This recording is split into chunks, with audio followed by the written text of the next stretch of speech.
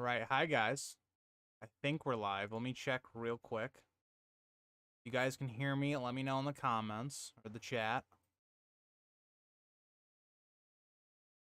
I think we're good. All right, we should be good to go.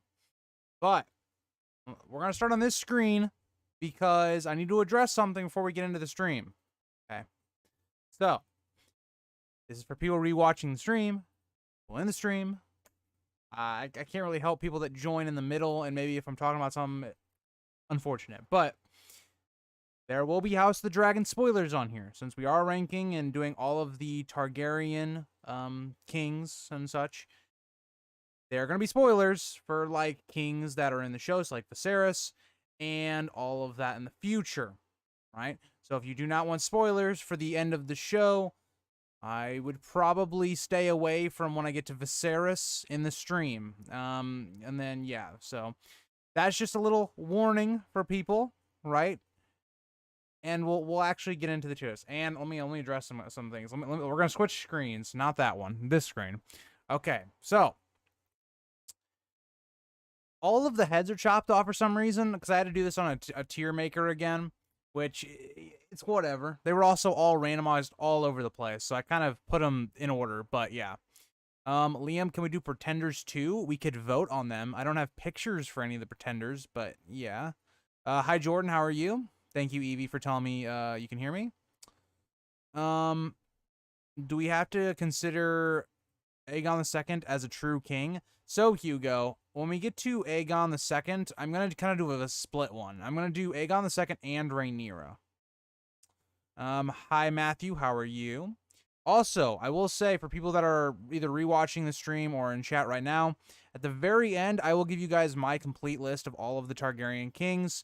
I will say, okay, as I was doing my list today, it is much easier to put them into a tier list than it is to rank them, because there's so many, like, there's like a tier where you have like your really good kings, and then you just have your mediocre, didn't do anything, or they were okay, they didn't start a war, and then you had just your bad kings, okay?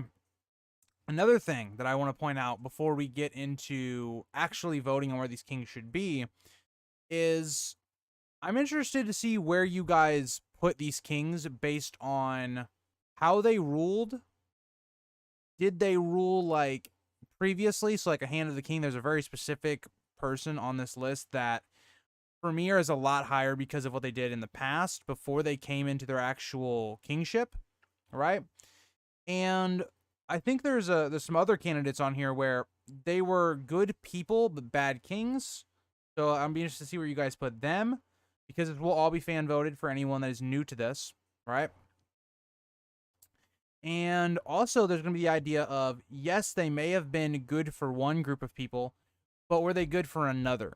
So what I'm trying to like kind of talk to you guys about is there's a lot of different ways that you can view a king and how good they were, right? Like as a common person, right? If you were a common person in Westeros, one king might be better than another king, but were they a good king in general? Right? Like, you know, that's how I kind of look at it. For instance, I'll bring up my main point here that I'm kind of bringing this up as Aegon V is a king that was very good for the common people, but was not necessarily a good king, right? Because he didn't have the balance of dealing with the people that are more important to keeping him in power, right? So your lords, you're more the rich and like all that. And also, he ended up having the tragedy of, like, Summerhall. So I'm interested to see where you guys rank a king like Aegon V. Where were you when Viserys was asking Lionel Strong about his legacy? Yeah, I was in bed about to sleep. But I ended up, just I ended up streaming after. But yeah, this also kind of inspired this. I always wanted to do this stream, but never got around to it. Rings of Power and House of the Dragon has been,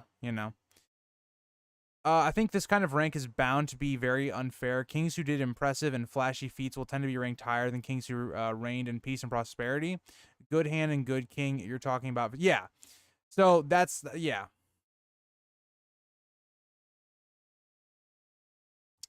High Hand of the Kings tier list. We could definitely do that. Jaehaerys wins, right? I believe so. Been a minute. What's good? Hi, Water. How are you? Not true. Jaehaerys Targaryen is a top tier Targaryen. Yeah. He is a, I think he is the best, but we'll see.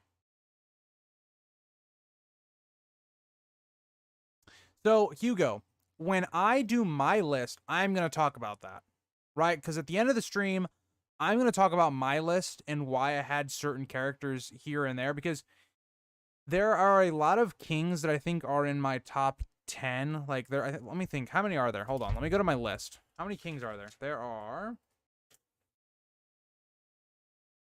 Oh, right. I have it on my Google Doc. Give me a second.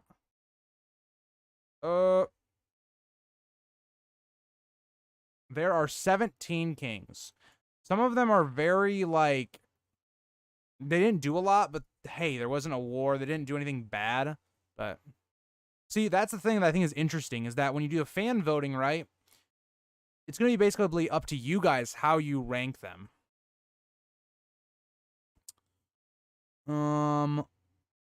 War is hell. Peaceful leaders are underrated. Agreed. Viserys reminds me of Henry VIII because they did good things, but they're remembered for the worst they did. Agreed. Agreed, Jack Lucas. Because Jaehaerys isn't really the same if it wasn't for Allison. I would say do it on the best, right? Like, who is the best king? I would not do interesting. I would say overall, who do you guys think is the best good king? Going off of your own parameters of who a good king is, or what a good king is. Okay, so let's start with Aegon the First. So I'll just put Aegon in chat. If I was in your guys' position, all right, I think there's, oh shit. Well, it was gonna be S or A anyway, so just pick between S or A.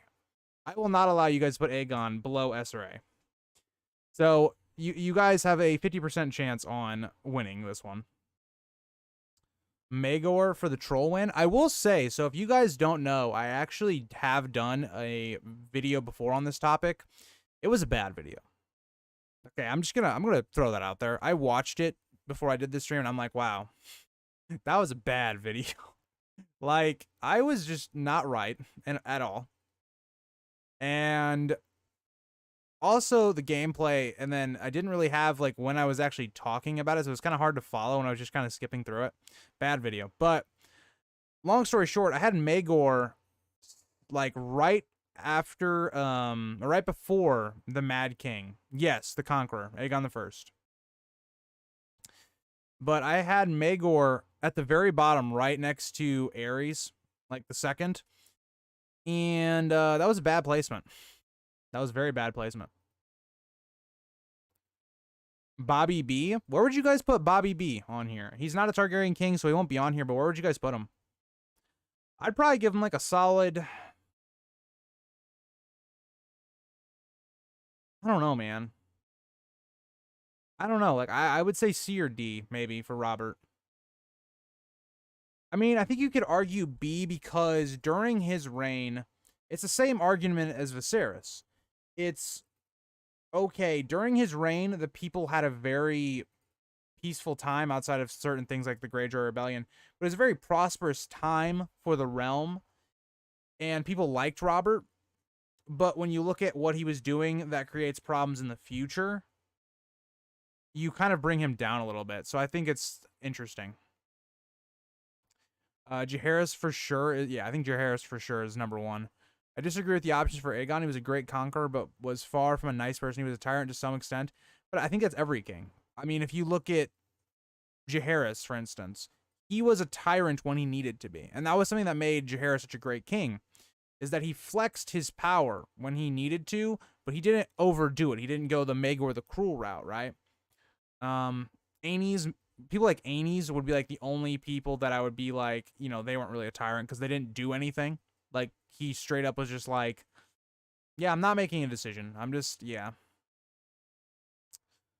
Uniting the 6 kingdoms is pretty good, but I'm not familiar with how he handled the logistics of the translation, and there was a lot of bloodshed in the conquest. That's true. I mean, you could always kind of throw that in that idea, but I think if you look at what the 7 kingdoms were before, where they were all not unified, would it be better to live in a world where the kingdoms were unified, or they were all separate.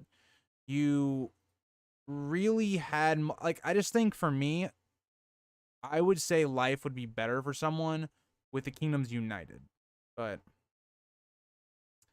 you put Ned Stark as third or fourth best commander. No, I didn't do it. That wasn't meant to be all time, Liam. That was meant to be in the main story. And that's something I would stick behind. Like, I meant, like, in the main A Song of Ice and Fire story, of the characters we know of, he is like a third to fourth. Like, he obviously is a good commander.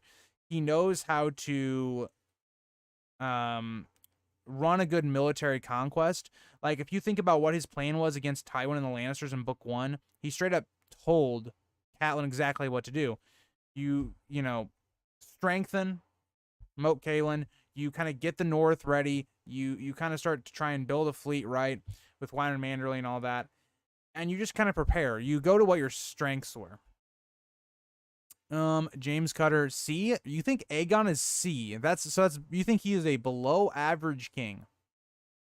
Now let's remember in the Targaryens, I think there are like a little under half of them are bad kings.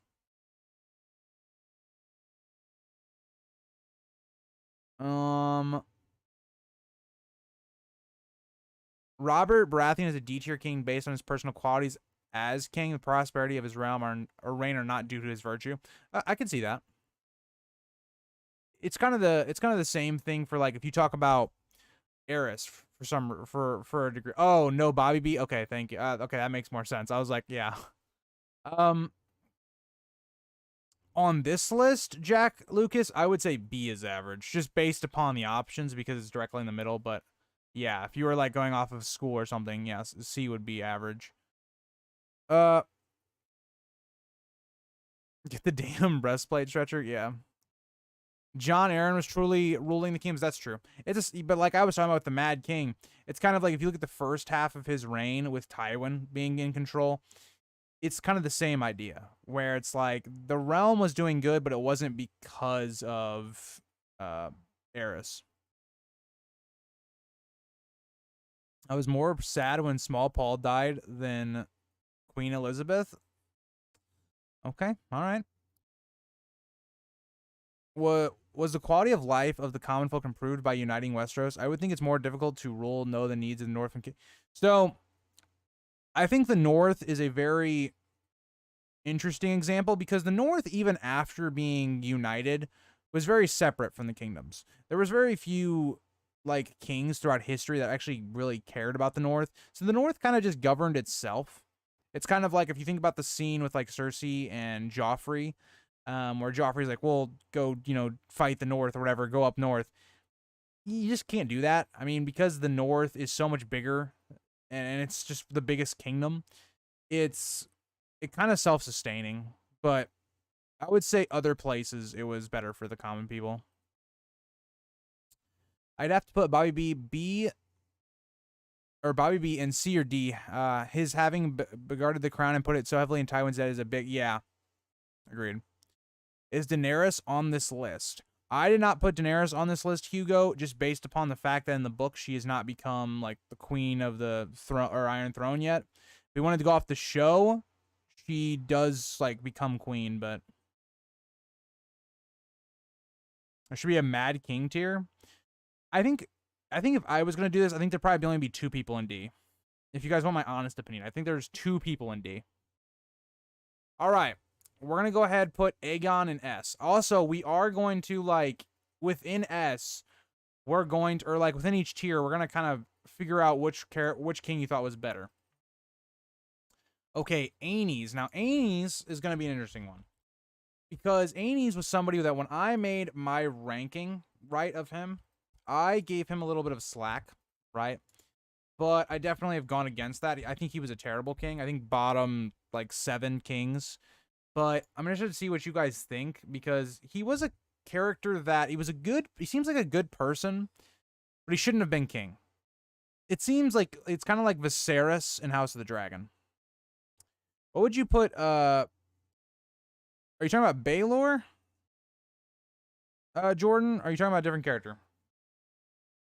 Are you talking about Baelor the Blessed or? If that's who you're talking about, I'd probably put Baelor like low B, high C. He'd be in that range for me.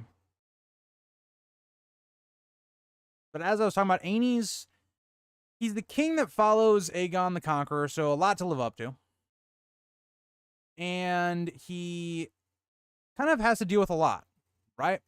So, oh, you say yes, so it is Baelor. Okay, so yeah, I would put low end of B and maybe high end of C. Somewhere around there. But he just did not do a great job of flexing the Targaryen power and kind of making people back off, right? So they keep the incest going, which is something that the Faith not happy with. They kind of start to have their own rebellion against him. He doesn't really do anything. There's rebellions all over the kingdoms, and Aenys does nothing. He sits on his hands, and that's what allows Maegor to gain so much following. Because something that's very interesting about Maegor is he was actually very well liked. At the start of his like reign, and also kind of early in his life, he was very well liked because he was someone that was the very opposite of Aenys, where everybody was like, Aenys is not doing anything, they don't have respect for him. Maegor was the complete opposite. Maegor was very like hardcore, like it's why is Maegor the cruel, like he did not stand for this stuff, right? So that's something that's interesting, is they're very complete polar opposites.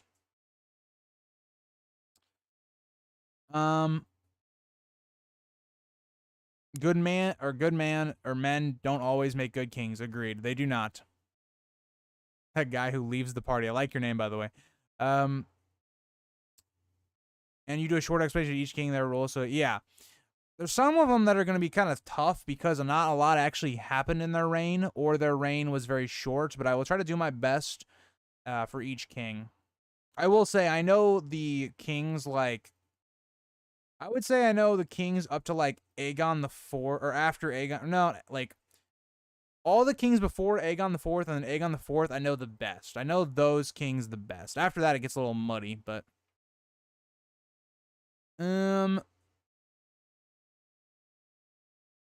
difficult inheriting that legacy, but needed to strengthen, not weaken. Yeah, he did a really bad job of strengthening and continuing the power of the Targaryens, because it's like Aegon dies and everybody is kind of okay. How much can we get away with now that we have Aenys in power? How much can we push him around before he snaps? It's kind of one of those ideas, and you can push him very far, it would appear. I found the conversation between Oberyn and Tyrion about King Viserys II very interesting. Yes, it was a very good good conversation. And what I think is very interesting is I think King Viserys II would have been one of the best kings for the Targaryens if he wasn't poisoned. He was probably poisoned by Aegon IV, and he's just got it. I hate Aegon IV. He's just a bad dude. Maegor saved the Targaryen. He did. In a way, Maegor did save the Targaryen dynasty. If Aegon, or not Aegon, if Aenys had continued to live on and be king for quite a bit longer, and Maegor hadn't been there to kind of put all these rebellions down, then yeah, I think the Targaryens possibly would not have made it to a third king.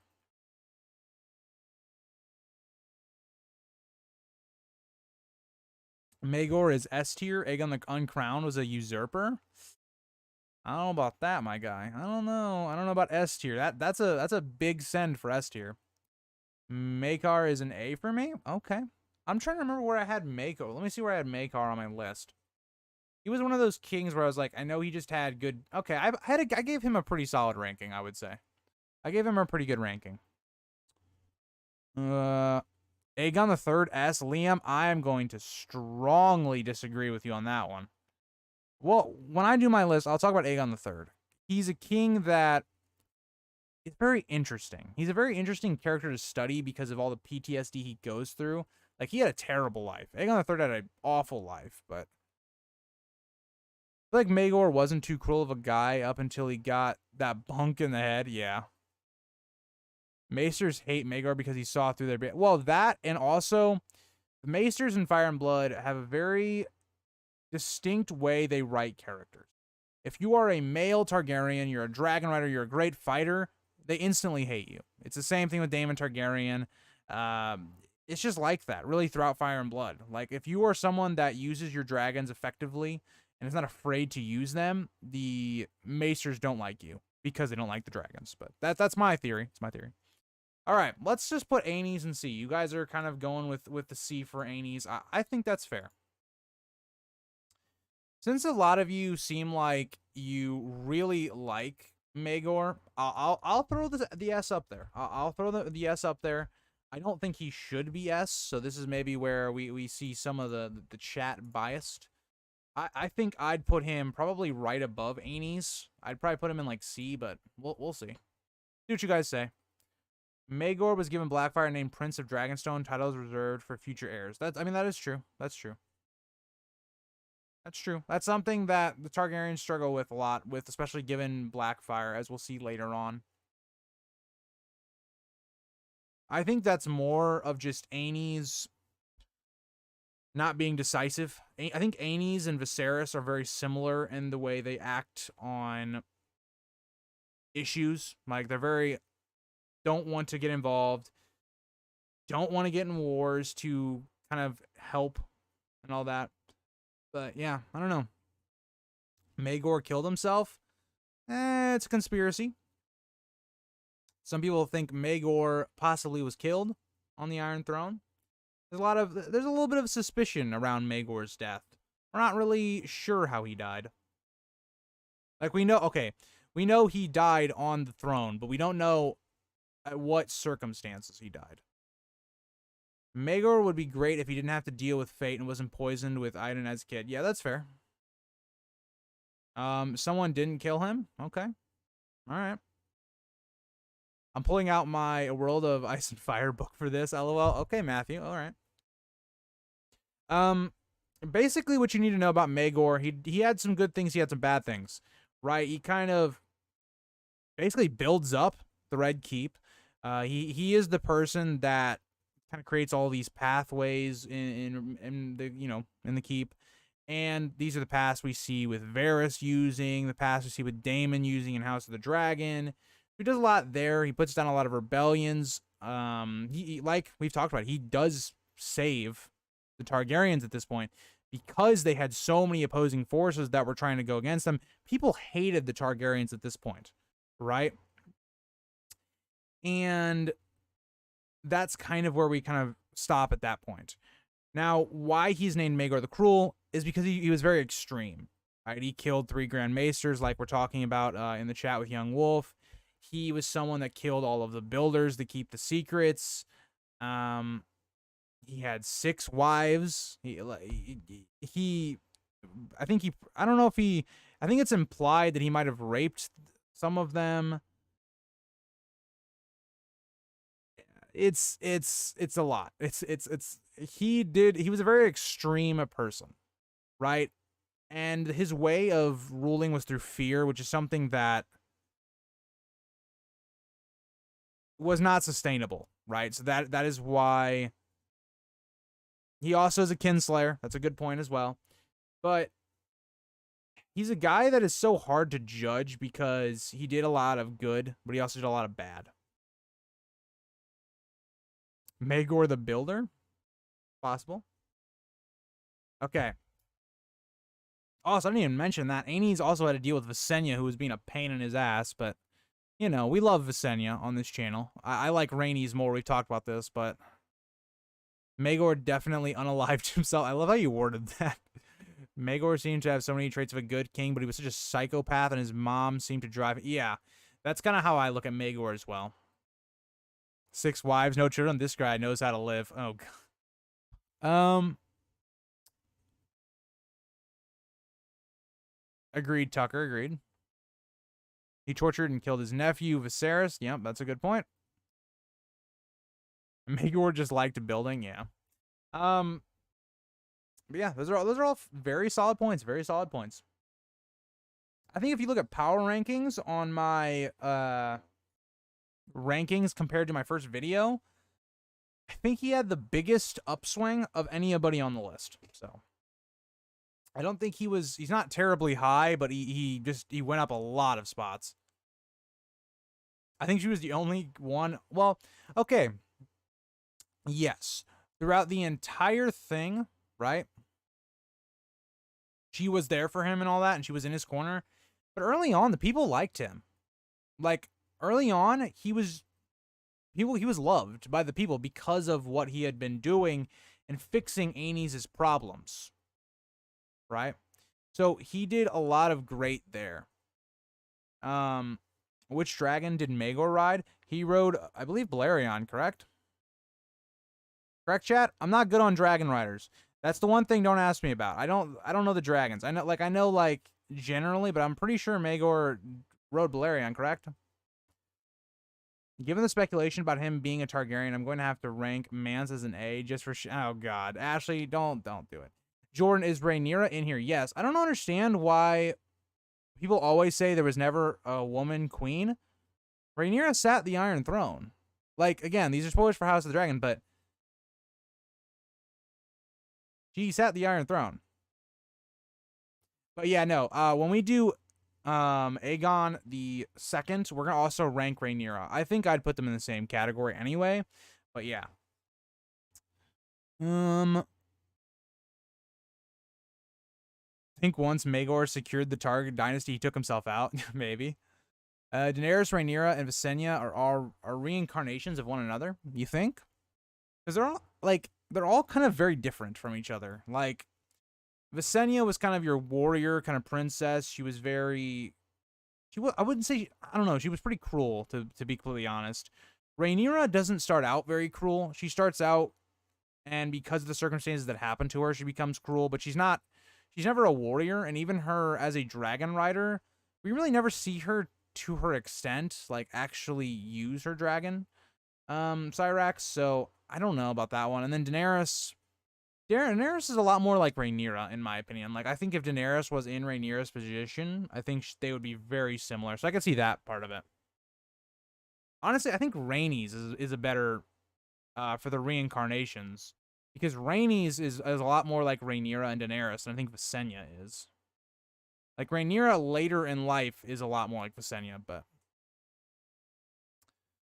Alright, thank you guys for telling me and, you know, confirming it was Balerion.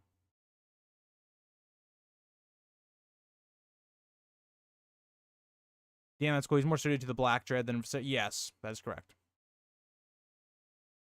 It does kind of bug me about Rhaenys not having a Valyrian sword. I know she's water, but yeah, that is kind of weird that the other two, like, children of the three, did, but she didn't. I think it just comes down to she just didn't need one. Like, if it ever came down to Rhaenys getting in a sword fight with somebody, like, probably over at that point. All three were dragon hatchers, according to Preston. Okay, all right. I can see why he says that, but at the same time, they were all very different from each other. People say there was never a queen because Rhaenyra isn't officially recognized. There's no Queen Rhaenyra, the first in the list of... Yeah, that's true, but at the same time, like, when you look at it, like, logically, she, by rights, was a queen. Like, she was in control of King's Landing. Right? And she was also queen of other parts of the realm. She was queen of, say, the North, say, the Riverlands, right? So, or the Eyrie as well. So... she was queen. Like, you know, it's like if we're not going to say, because the thing is, Aegon II comes to the throne, right? At the same time, not everybody agrees to him either. The North is still kind of an open rebellion against him. So, I don't know. I think it's just weird that Rhaenyra isn't there. I think it's kind of more of a Maester thing that they kind of just cuck her out of history. But, all right, let's move on. So, Maegor is going to get B. I don't know if I agree. I don't know if I agree with Maegor and B. I think he would be in C, just right above Aenys, but all right, okay, all right, guys, all right. I don't know how to spell Jaehaerys. We're gonna go with this. I actually have no idea how to spell Jaehaerys, so this is gonna be for Jaehaerys. I'll give you guys B and C options, but like this should be an obvious one. Like he's the best king. Also, let me know, do you think he should be above Aegon or below? Daeron II S. I could see that. Egg was a good king, just not great. Egg is a very interesting character to talk about, and I think he's one of those fascinating characters to rank on here because it's all about perspective, or how do you rank a king? Because if you come at it from the perspective of a common person, of just your average Joe, and what Aegon did for you as a person, fighting for your rights, helping the common person, he was a very good king. Like, he would be up there with the best of them. But if you look at it from an idea of just objectively, Aegon was kind of held back because of how bad his relationship was with kind of the higher ups and all that. I don't know. It's really interesting to think about. Rhaenyra did sit the Iron Throne for a little bit. That is correct. She didn't sit it well, but she did sit it.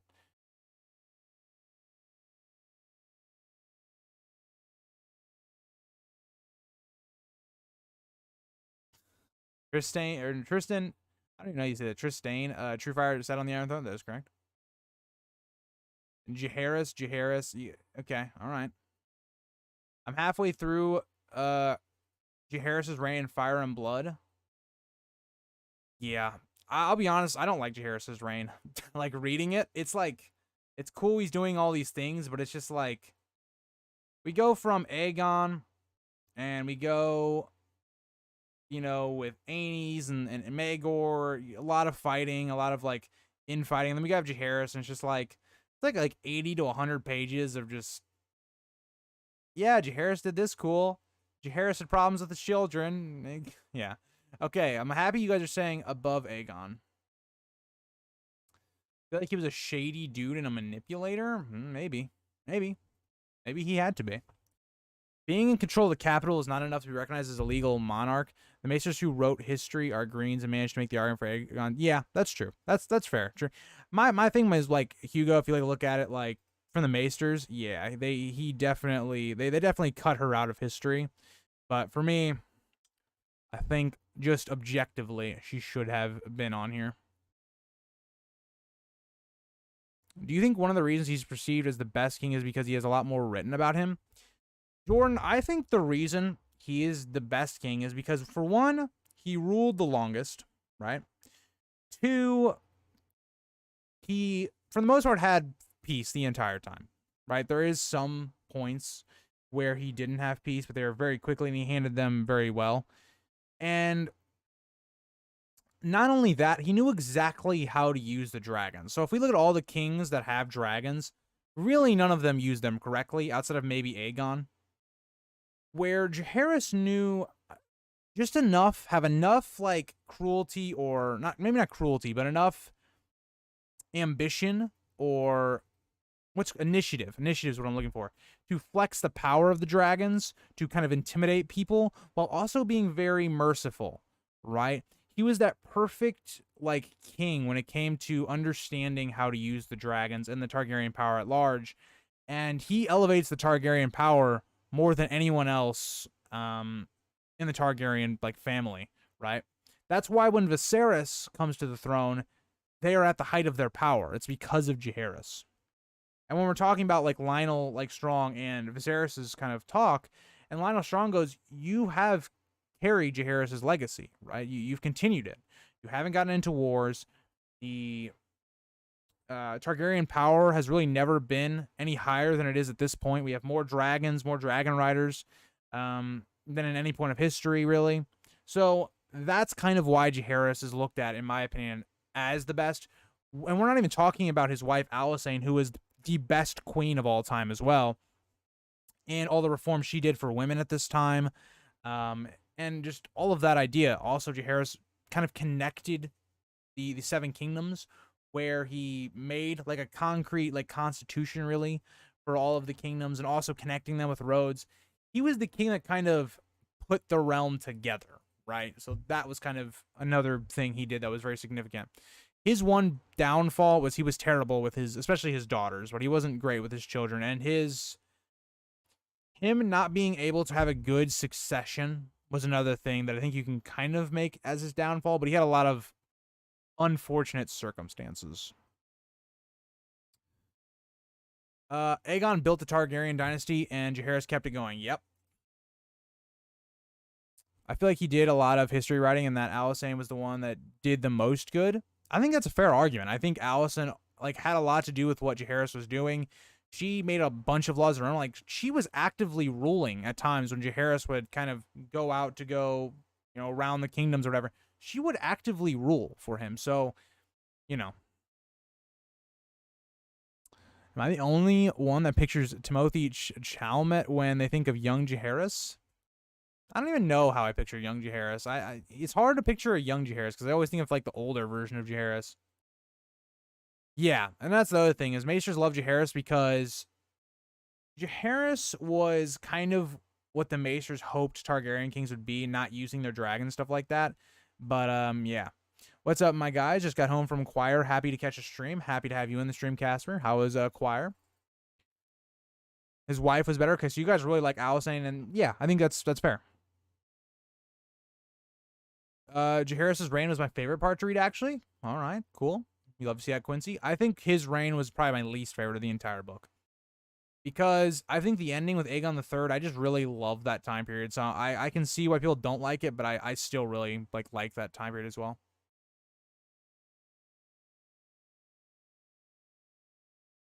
Yes, James, of course. Yes. Jaehaerys' reign is pretty depressing, I will say. Yeah, same. I just want to get to the dance but I like Alysanne bit when she goes to the north and the wall. Yeah, that's a really good part of the story.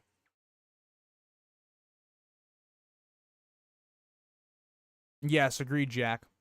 And Alysanne did a number of things like that, but yeah.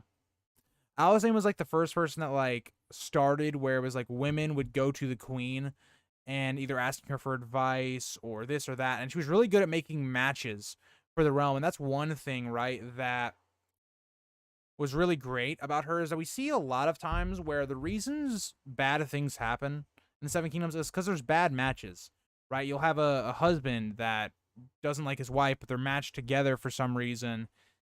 She did a really good job of making matches. Jaehaerys was never young. He was born an old man. Agreed. That's a good idea, Matthew, by the way.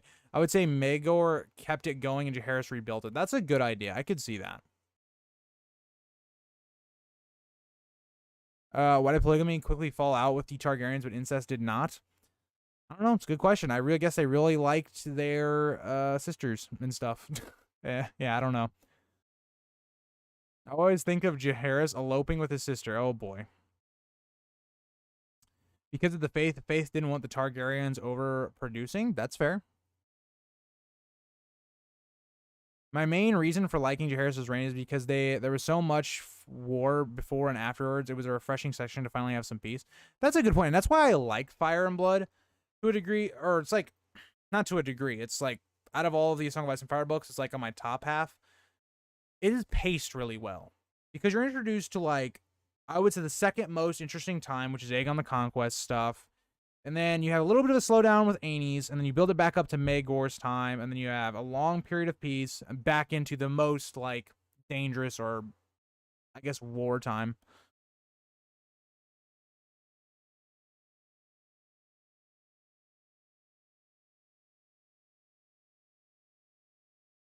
Jack, I'm not sure. We don't really have a ton on dragon behavior. Like, what would a dragon be if they, weren't fighting a lot? Like, they were just kind of there, They were just kind of, like, that's kind of what the dragons were for Jaehaerys. They were kind of just, they were there and they were, used to kind of show the Targaryen power so people didn't step out of line. All right, so we're going to go S tier. Jaehaerys will go above Aegon because that's what you guys wanted to see. 6% of you said Jaehaerys in C. Wow. His wife did visit the Starks. That's where a lot of the theories come from that there's dragon eggs actually at Winterfell. All right, so now we get to our guy Viserys I. Now, this is the king at the point of House of the Dragon. I'm interested to see where you guys are going to rank him because he's very similar to not only Aenys, but he's similar in a degree to Robert Baratheon. The two are a lot of these characters are very similar, right? Because Viserys, like we see on the show, he's very indecisive. He doesn't really want to play the political game, which is something you have to do as the king. he seems like a cool guy, but a bad king. As we've talked about this with Aenys already, I think Viserys and Aenys are very similar, except here's the difference. Because Aenys did all his stuff, we had Maegor the Cruel's like rebellion and all that stuff and all that. Viserys being a bad king and being not like setting up his foundation, because I've talked about this before. I love Rhaenyra, right? She's my favorite character of all the Targaryens. But if Viserys had been kind of smart and realized, okay, this is not going to go well if I keep Rhaenyra as my heir when I have like a son, that when he grows up, a lot of the kingdoms are going to just go with him just in general because he's a man. If Viserys at any point had just been like, you know what, Aegon II, you are now you're the heir now, we'd have no problems. But it is an interesting idea because it's like Viserys is a good dude and he wants Rhaenyra to be the queen. But at the same time, the smarter option would have been to make Aegon II the heir. But yeah. Hi Glossy, how are you?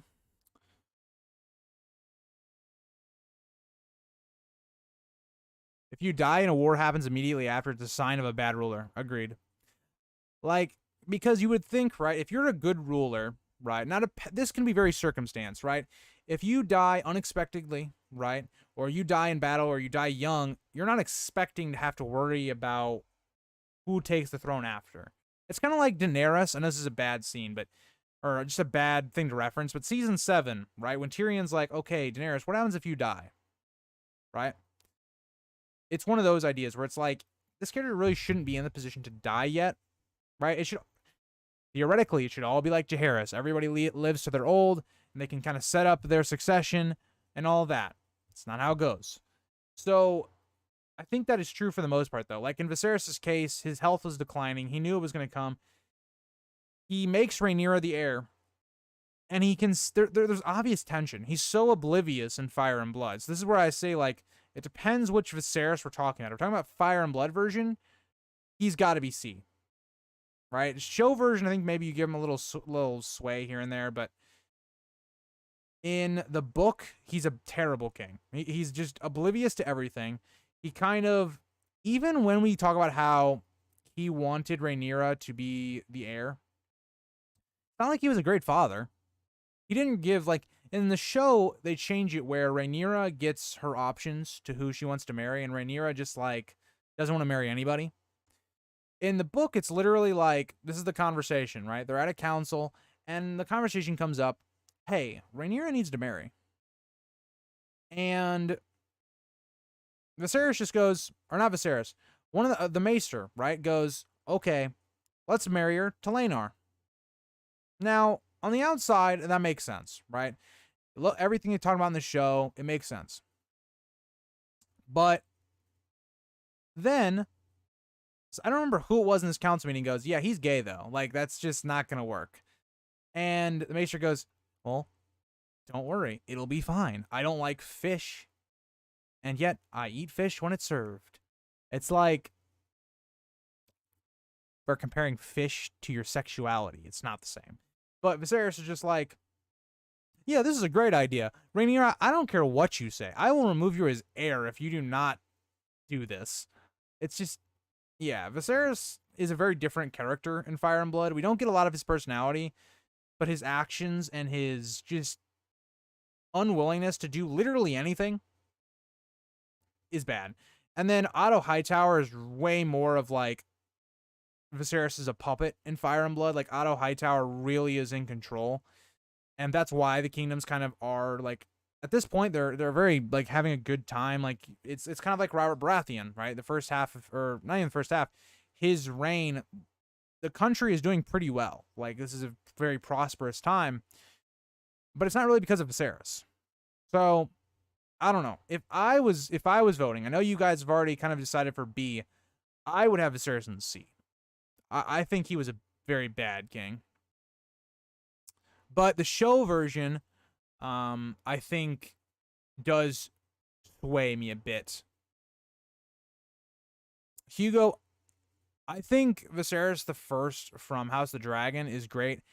I think he's a good person. I think they very much painted him out to be a very good person, but he is not a good king. His inaction has caused kind of the entire green side to formulate. So basically that means like the High Towers, their side of kind of formulating. And he just, I don't know, I don't think he sees the danger of keeping Rhaenyra as the heir. But, you know, he's kind of the only one that doesn't see the danger.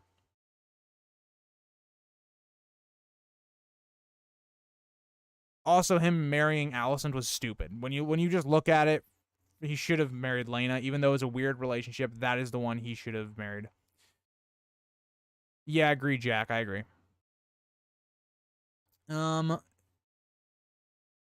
D King, Hot D has made him wildly complex compared to any. I agree. I agree, G Charles. So this is my way of looking at it. I don't know if I'd put him D.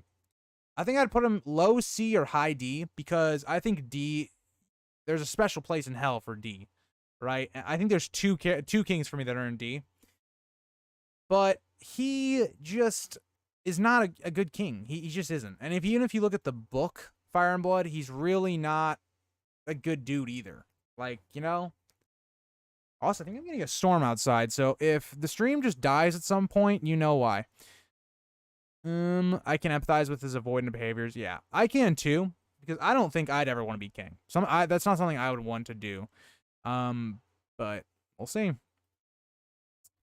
I like the scene between Otto and Viserys on making Aegon and Rhaenyra husband and wife. The realm would have been... Yeah, that's another idea. Like, there's two situations in the story where there's some really awkward marriages that could have happened that didn't. Like, I get it. Rhaenyra is way older than Aegon, right? Or not way older. Like, yeah, way older. By today's standards, way older. But that would have been a great way of combining the realm and making no war happen. The other way is you just make Aegon II the heir. Right? Like, yes... Rhaenyra in this situation probably should have been heir, right? Like, just based upon... I'm going to do a whole video on it next week, but because he names her heir, she should be heir. She has the right there. But if Viserys takes that away from Rhaenyra and says, nah, Aegon, you're the heir, Rhaenyra's not going to have any backing. She's not. Like, the North and all of these other places would be like, okay, he switched. Like, the only person that maybe would help Rhaenyra in the situation is Daemon. But, yeah.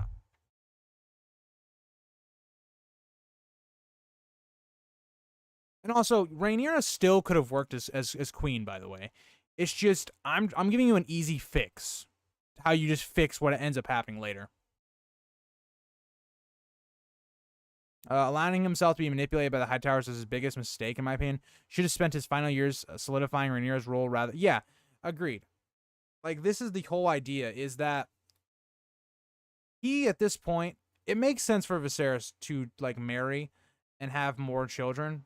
But I think what he should have done is when he makes Rhaenyra the heir, especially in Fire and Blood, so the show is a bit different in this regard, Viserys should have been working to find her a good match and solidifying with these houses that this is the heir, right?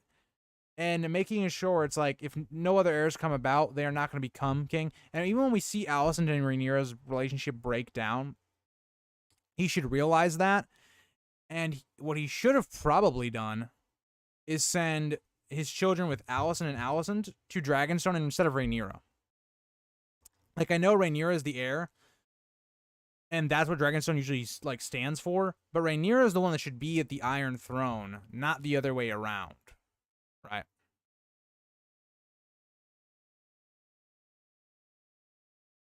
I feel like Rhaenyra could have secured a position if only she had tried to stay close to Alicent and not treated Aegon as a rival from the day he was born.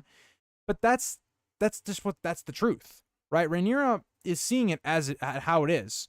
Aegon, and this is something that Otto Hightower talks about perfectly in House of the Dragon when he's talking to Alicent, Aegon will always be a threat to Rhaenyra's claim. There are always going to be people in the background that are going to be like, well, Aegon should be king. Anytime Rhaenyra is not doing well as a queen, those murmurs are going to start, right? And that's something that Rhaenyra is going to constantly be aware of. So I think in that regard, it is difficult. And even Rhaenyra, if we're looking at House of the Dragon, Rhaenyra and Alicent lies to Rhaenyra first and manipulates that whole situation. And then when Rhaenyra does it back to Alicent, Alicent's the one that now gets all pissy. Like, it's very double standard. I mean, Alicent did the exact same thing to Rhaenyra, sneaking around with her dad, which is, I would say, worse than lying about your virginity. And then marrying your dad. Like, that's just, I don't know. It's like, for me, it's like if one of my best friends was going behind my back and then, like, married my mom. Like, bro, we're not friends after that. Like, you're gone. Like, I don't know. We're getting off track. I'm going to read comments here in a second, but we're going to... Okay, so do you guys have Maegor above Viserys or below Viserys? I'm going to let you guys answer that, and I'll answer some more chat, but let me know. Do you guys think he should be above or below Maegor?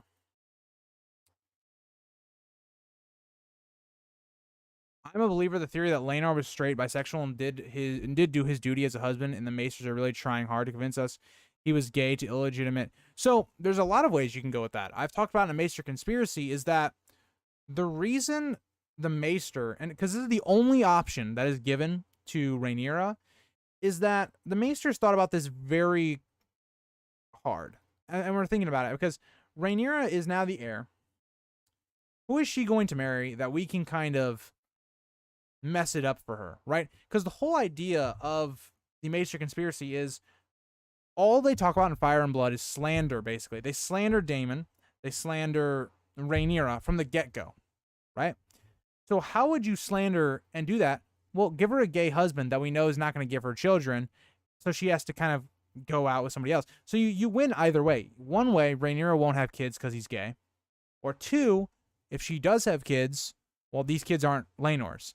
Even if Laenor is the actual father of these kids, like you say, it works for them, right? The Maesters win, or Old Town and the Hightowers win, no matter the outcome, right? Like they win no matter what. So, that's how I look at it. You should do a Hand of the King tier list. I think I will in the future. I think, though, Jordan, I'm going to do a Targaryen, like, bracket. Young Wolf wanted me to do that. I was going to do it today. I didn't have time, but I think that would be really cool. So we could do, like, the top 64 Targaryens, maybe that are, like, listed in the book series. You could do that. I like him being progressive with keeping Rhaenyra heir, but so dumb for the time. Do you think it's always because he always felt like Rhaenyra's was gypped, or Rhaenys was gypped? Very possible. I mean, Rhaenys would have been a better king than Viserys. And I think Viserys, as he got older, probably realized that and didn't like being king. And maybe he thought, I wish Rhaenys would have been the queen. Also, if you really look at the timing, right? Why would you name... I know, like, Rhaenyra is named because she's the only child. But when Aegon comes about, why would you even take the chance? Right? It makes way more sense if a king, like, has his first daughter... and all by the same mother, because the mother would also be able to back it. The only people that may have a problem with it would be the common people or something, this or that, but you would do it in more of a situation where your firstborn child with your wife that you have all the way through, like your reign, like, has a girl. That would make more sense. You're asking for issues when you have a second wife and you then start having kids. You asked for the problem. So, Amir, when I say, like, the Maesters, I'm looping the Greens into that as well. Because the way I look at the Greens is that the Greens are a faction of the Maesters as well. Right? The Greens are from Old Town. They're from, like, where the Maesters are from. I loop them together. So that's how my Maester conspiracy goes. So when I say stuff like that, I kind of mean that, more or less. They should have weeded out the disloyal lords. He could have spent his last years crushing anyone who was talking smack. Agreed. Viserys even admitted that naming Rhaenyra was a mistake, and he just did it to spurn Daemon. Yeah, agreed. I think it made more sense at the time to just keep Daemon the heir for the time being. And then if, like, he doesn't get remarried, or if he doesn't have like more kids or anything like that, then you can name Rhaenyra the queen. That would make more sense. In books, he was actually raising Rhaenyra for rule since she was 5 and training her for years. Aegon was just drinking and banging. So yeah, well, that's my thing though. Is like that makes sense because Rhaenyra was his only child at that point, right? For a while, for a long time, Rhaenyra was the only person that was kind of in contention for the throne outside of Daemon. And then as the years kind of go by, you know, Aegon is born, and now at this point is where the question should have been brought up, right? That's when the question of, okay, does it make sense for Rhaenyra to still be the heir when I have a male son? Because of the conflict that's going to cause, just knowing the lords of Westeros. It's how it's been forever. Okay, let me go down. Below, above.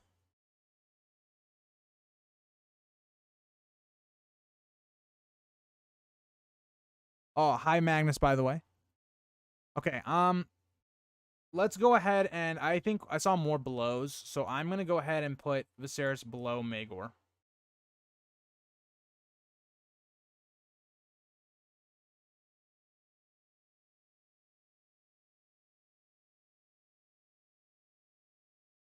Harris was an Old Town stooge, maybe. Okay, let's get the next poll going. So the next poll is going to be, we're going to do Aegon II first. So again, we're getting into those House of the Dragon spoilers. But Aegon II, what do you guys think of Aegon II? I think Aegon II, pretty poor king. The war kind of ends, and he's still trying to make war with people instead of kind of reconciling that the war is basically over. Making peace terms with everyone. He does a very bad job.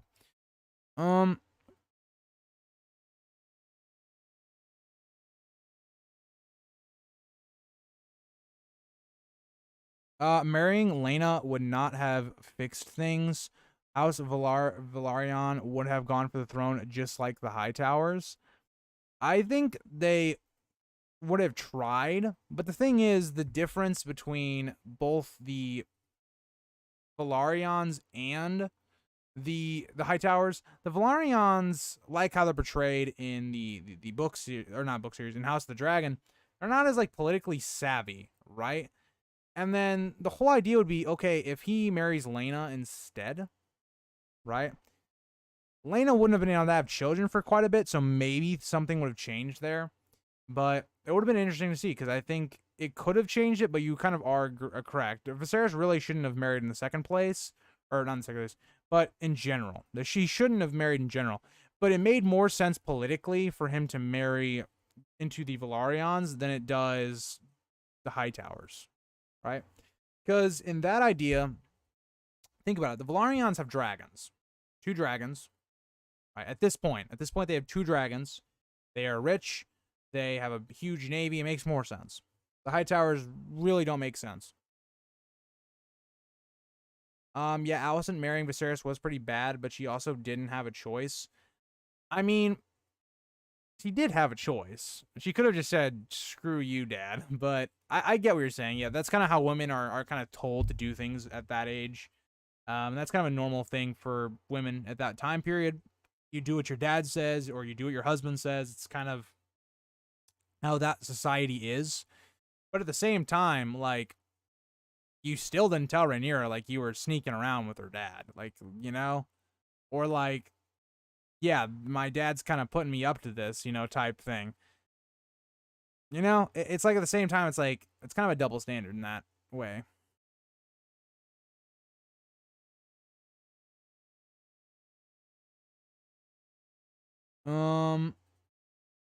Sansa, Arya, and Bran will probably support Jon as King of the North despite being a bastard because they get along. Same with Rhaenyra and Aegon if they had a good relationship beforehand as well. That's true, but here's what I'm trying to say, Hugo, is that it's very different with Rhaenyra being queen versus Jon being king. Jon being king, people will always be like, okay, he's a bastard. Maybe we should go for Bran, right? Maybe we should go for this.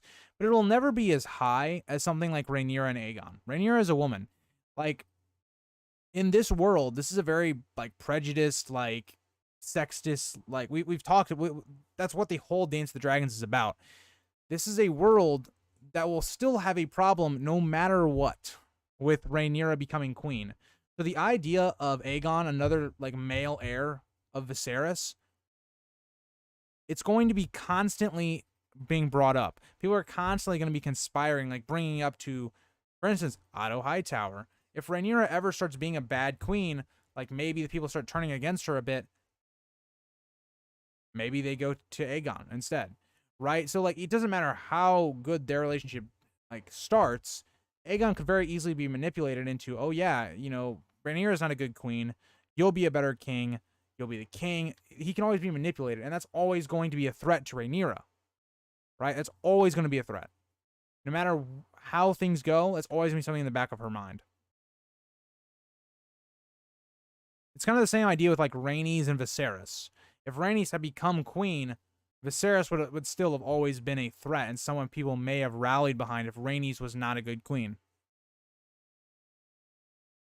Above Maegor, I think the common folk had a better life under Viserys. There was more stability when he was alive. Okay. I'm very behind on chat. In the show, you can definitely tell that Rhaenyra's kids aren't Laenar's. Agreed. Ideally, you should have married her to Otto Hightower. That way, Otto would have tried to go for the throne. Or, I mean, I don't think I would have married Otto Hightower to her. I think I would have had, if you were gonna name, or you were gonna marry anyone in the like Hightower family at this point to the crown, it would have been like, because he marries, or Viserys marries Alicent, Aegon should have married Rhaenyra probably. True data, but it would piss off the Velaryons so much, LMAO. Actually, I think at that point, if they had done that, Rhaenyra marries like Otto, I genuinely think the Velaryons probably would have gone into full rebellion. Do you think Daemon would have been a good king? Hell no. He'd be horrible. I don't think Daemon really wants the throne. I think it's more like a tension type thing. He would be bad.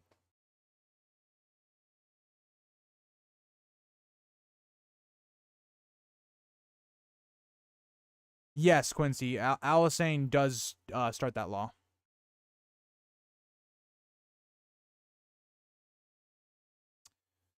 House Velaryon would have gotten stuck in years. Alicent and Rhaenyra's kids would have outnumbered House Velaryon. Therefore, they would have more dragons. Yeah, but that's talking about the future. Like, this is the now. House Velaryon, if they wanted to, look at how everything's going. Technically, right now, Rhaenyra is the only dragon rider out of that little alliance thing, right? The only other one is Daemon, and who knows what Daemon would have tried to do. Right? Daemon, maybe he tries to get some power with the Velaryons. He sides with them. He marries Laena, becomes king. We don't know what he would have done in that scenario. So you have more dragons on one side in the scenario. You would have more navy. You would have probably equal funds if you kind of put in the Hightower with the crown. That would be an interesting idea. In the future, David, you would be correct though. Like in the future, the long run, House Velaryon would just kind of be outnumbered if they had more kids and stuff. You're glad to see Maegor made it to B. I don't know if I agree with it, but Rhaenyra and Aegon were both jerks. I agreed. When they come into their thrones, they're not great. Him and his brother Aemon were just, yeah, they were bad.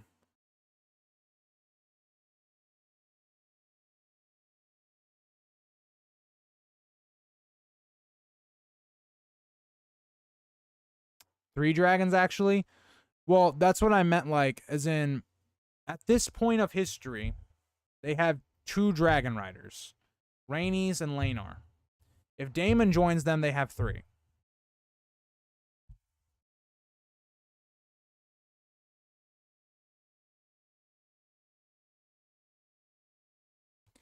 That's what I'm saying, Hugo. I think the problem was by that point, right? If they wanted to go that, or if Viserys wanted to go that route, he needed to basically what is it called? Betrothed Rhaenyra to Aegon very early on. Because the reason that they kind of have strife with each other is because they don't like each other. Their moms don't like each other. So that's why. Right.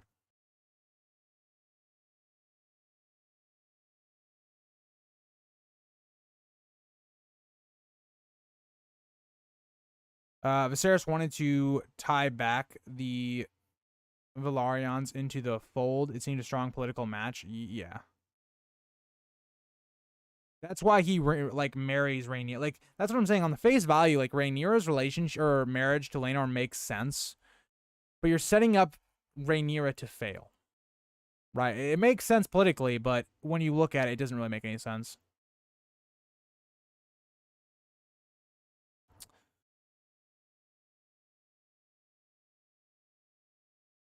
And this is what I'm saying, Matthew, is how we see Aegon become the king is exactly what I'm saying why Rhaenyra would always see him as a threat.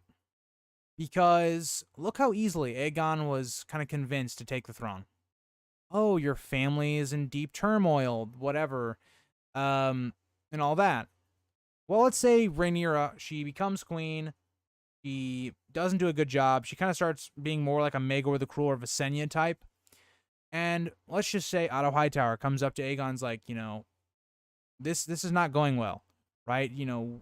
She could very easily get rid of you and your siblings soon because she thinks of you guys as a threat. Bam! Now you already have Aegon. Like that's what I'm saying. It's like it's a tough situation that you have with Rhaenyra becoming queen during that time period.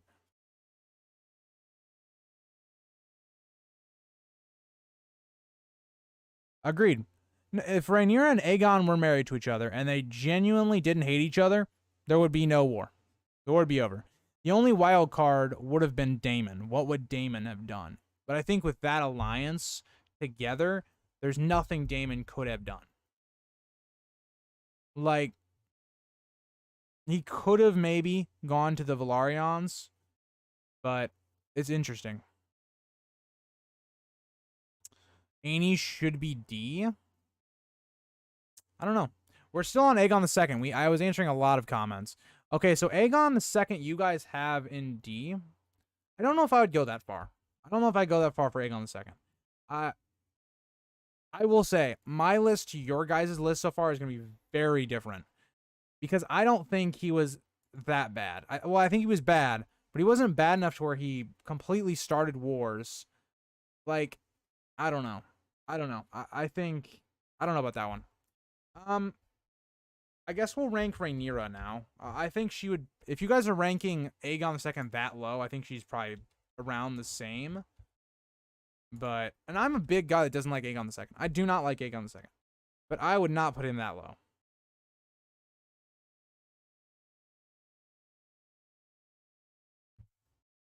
Because Aegon II just didn't rule long enough. He really didn't even do it. Like, when he was the king, he didn't do anything too detrimental. He wasn't even the king during the dance, really. It was really his brother who was kind of in control of the army and stuff. He kind of gets sidelined. That's why I'm saying F is really needed here. I don't think so. I think he just needed to be in C. I think C made more sense for him. I think there's genuinely only 2 kings you'd put in D. Like, I think all of them except Aegon and Jaehaerys you could have in C.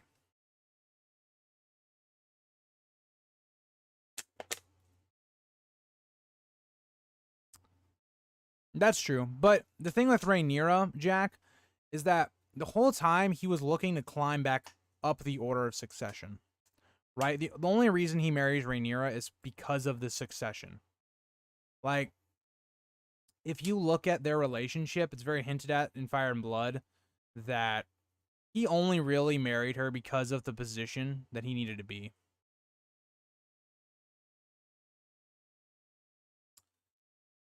Rhaenyra would have been an amazing queen under better circumstances. I agree. I think if Rhaenyra in peacetime had become queen, she wasn't challenged right from the get-go, I think she would have been fine.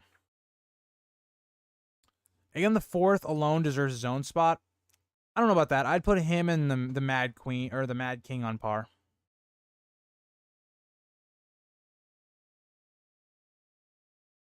Aenys was weak, almost as bad as King Aerys I. Fair.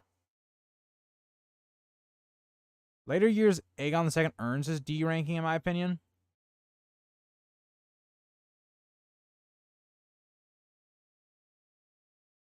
See, okay, this is my problem, Magnus, is that I agree. I think Aegon II and Rhaenyra should be in the same tier, but I think that they should be in C. I think they should both be in C.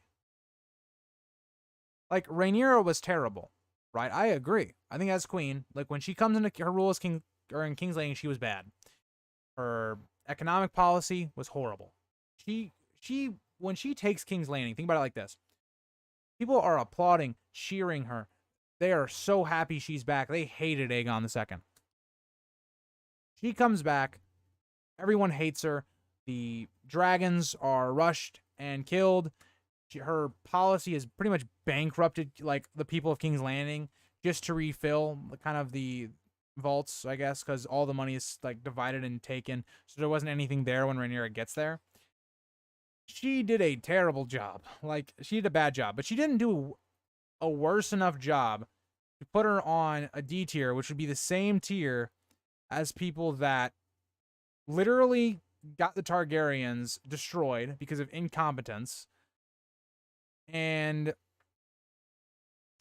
literally, like, was just terrible. Like, he was terrible for everybody. He was worse than Rhaenyra. Or you have Aegon IV, who legitimately would cause 5 rebellions or whatever from the Blackfyres, and was just a shitty dude. Like, and Magnus, I kind of agree with you on this one. Rhaenyra could have easily won the war. That is a fact. Why Rhaenyra does not win the war is because she was very unwilling to defend a lot of the houses that were supporting her. She was not willing to be active in the war. She was not willing to put her children at risk, which caused them to put themselves at risk, and they ended up dying anyway. Right? So I think Rhaenyra, if she had used her dragons more effectively, and because Daemon was really the only reason they were winning the war for the most part. But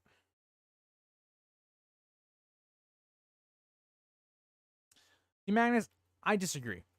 I disagree with that she destroyed the Targaryen dynasty. I would say Viserys destroyed the Targaryen dynasty. Also, I don't think Rhaenyra was a coward.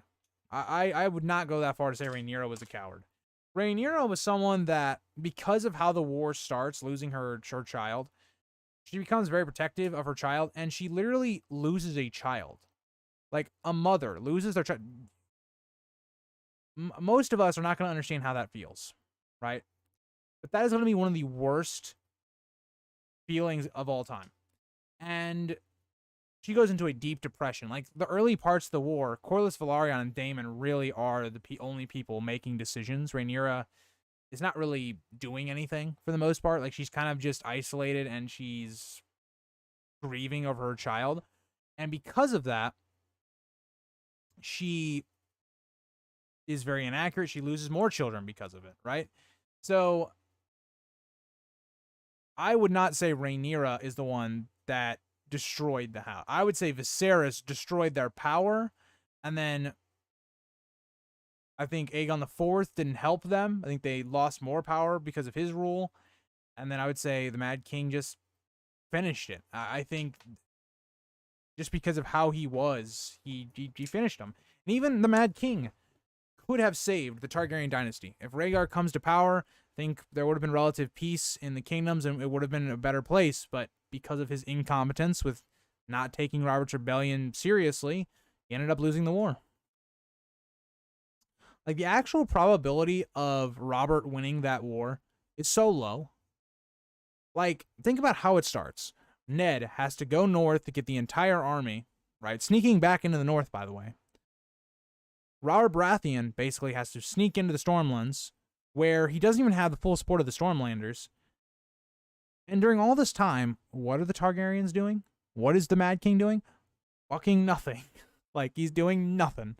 Like, it takes till the very end of the war almost before Rhaegar has the whole massed force. Like, you just look at that. If they had taken it seriously and isolated each individual rebellion one at a time, they would have won. It's very similar to like Aenys, how he lets all the rebellions kind of build up.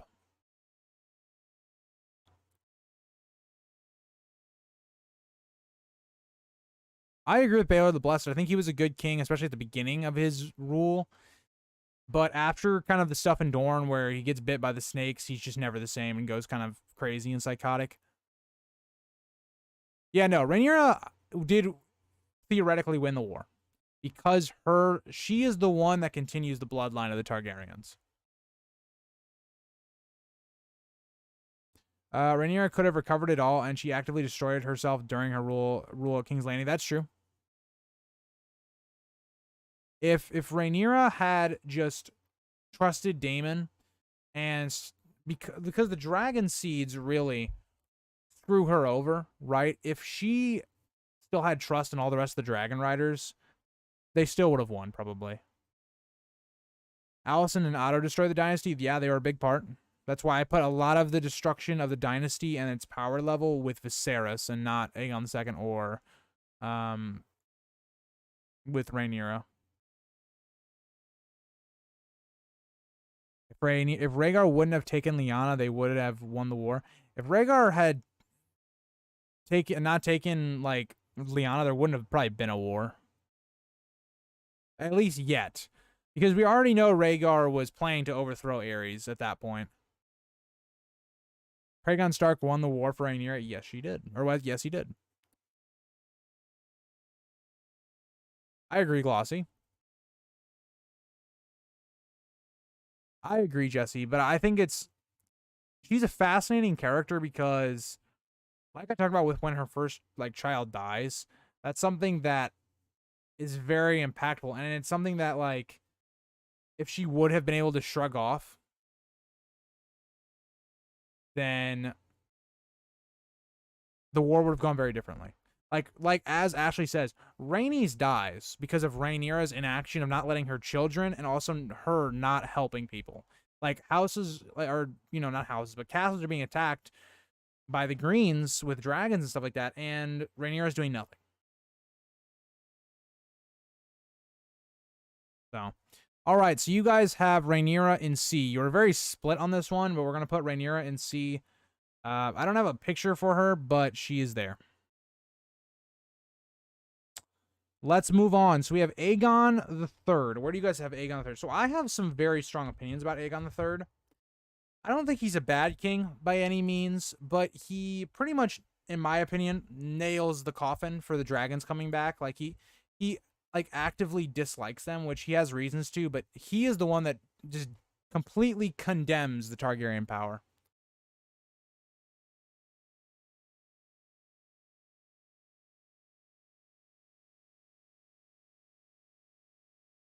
I'm blind. Yeah. It was close, though. It was close, Magnus. It was close. But the people putting Rhaenyra in A, I don't know what to tell you. I think you're ranking her more on her character than how she actually ruled.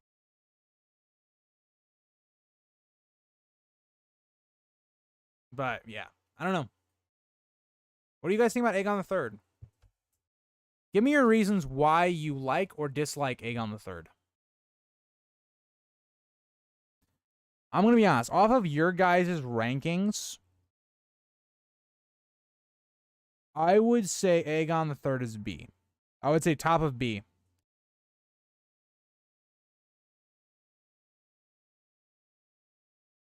Yeah, agreed, David. Agreed. But it's one of those things where it's he did. My Maester Conspiracy series that I did pretty much ends at Aegon III's reign, basically. And if you look at Aegon's reign, a Maester rules the entire kingdom for a year. Aegon III basically says, no more dragons, right? He kind of damages the Targaryen's power because what happens in that year? No dragons hatch after this point, right? Or if they do, they're decrepit or whatever. But what happened in this 1 year that the Maesters are kind of in power, and now none of the dragon eggs hatch, except for the ones that the Maesters can't get their hands on that are in Essos, that end up probably being Daenerys's. it's a little interesting. This is also where Viserys II becomes Hand of the King and all of his stuff. Aegon III was not really like ruling. He was someone that kind of let others rule for him, and he just wasn't interested. He was depressed. Like he had seen a lot of shit in his day, and he just was not down for ruling. Solid C was good enough to let his counselors do the right thing in fixing the realm. Okay, but this is my problem with the list, right? And also, thank you for popping in the stream, Casper, and have a good night. But we're going to put Aegon III in C when he reigned with very relative peace. He didn't cause any wars after he leaves the throne. And for the most part, my big knock on him was really that he wasn't an active king. Like, he wasn't the person in charge, really. And then he kind of hurt the Targaryen power with the dragons. But yeah, we have people like Viserys who very much made the Dance of Dragons happen. He was a very bad king in general. Or people like Maegor the Cruel, who is someone that did some good things, but did much worse things than Aegon III ever did.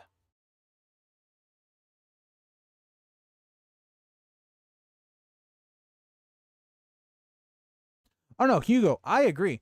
From a common person perspective, it's a good thing the dragons die out. But from an idea of, okay, did you help your family? No, he hurt the Targaryen power quite a lot. Like, he really didn't help rebuild the Targaryen power with, like, the dragon-wise part.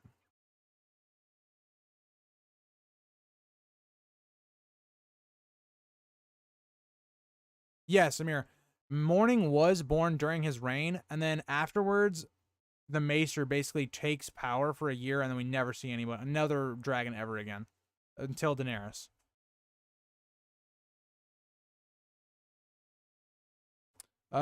That's why I've been saying we need an F because a C should be for a mediocre king, a D a bad king, and then F for the worst of the worst. I mean, I get what you're saying, but it still wouldn't change anything, right? Because what would that change?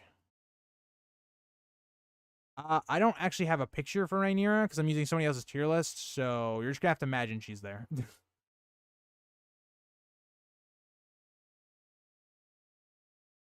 Yeah, agreed, Magnus. Because the problem is, if I put an F tier in, what really changes? Like, what? The only thing that changes is going to be, okay, the Mad King and Aegon IV would go in that bottom tier, right? But the problem with me for the list is our B tier is a little, because B is in this tier list, B is average, right? And Maegor and Viserys were not average kings. Like, Aegon III was much more of an average king than Maegor or Viserys were.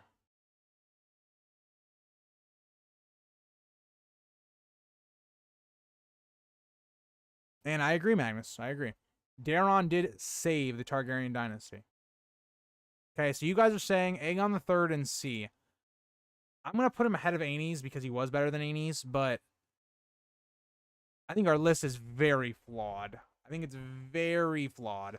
All right, let's get to our boy, Daeron the First. So Daeron the First didn't rule for very long. He pretty much left the ruling of the realm really to Viserys II, who will become king a little bit later. But he didn't really do much. He invades Dorne. He was a very good military commander, but he pretty much gets a bunch of dudes killed for almost no reason. Because they don't end up conquering Dorne. Dorne does not really become part of the realm for another Daeron, basically.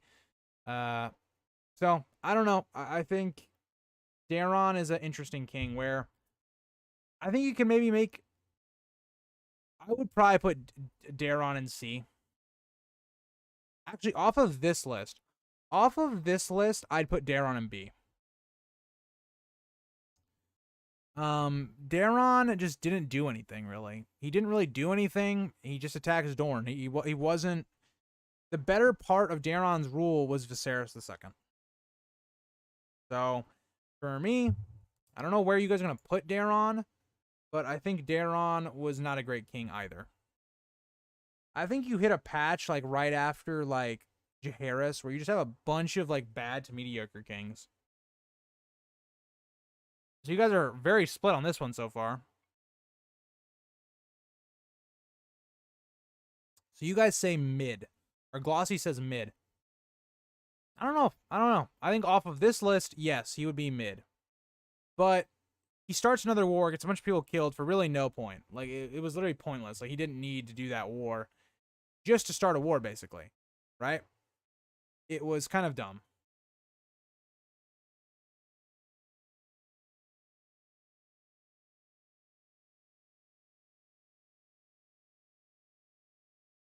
I disagree. I don't think the war was needed at all.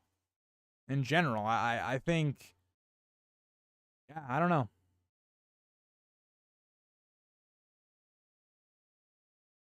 That is correct, Matthew, by the way. But no, I think Daeron was someone that was too young, really. I just don't think he needed to go start a war. I think if we did a ranking of like military commanders, I think he'd be up here, like at the top, right? But I just don't think the war was necessary. Okay, guys, let me know. Do you think Daeron should be, if he's going to be in seed, do you think he should be above Aegon II or Aegon III or below?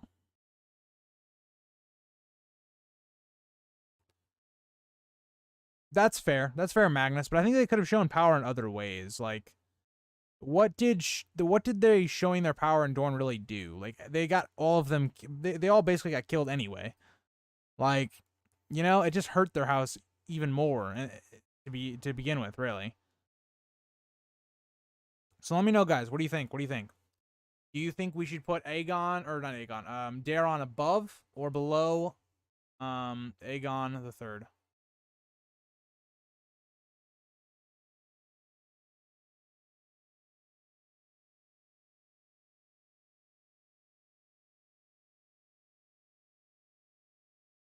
Okay, I think I'm going to put him below. So he's going to go below, I think.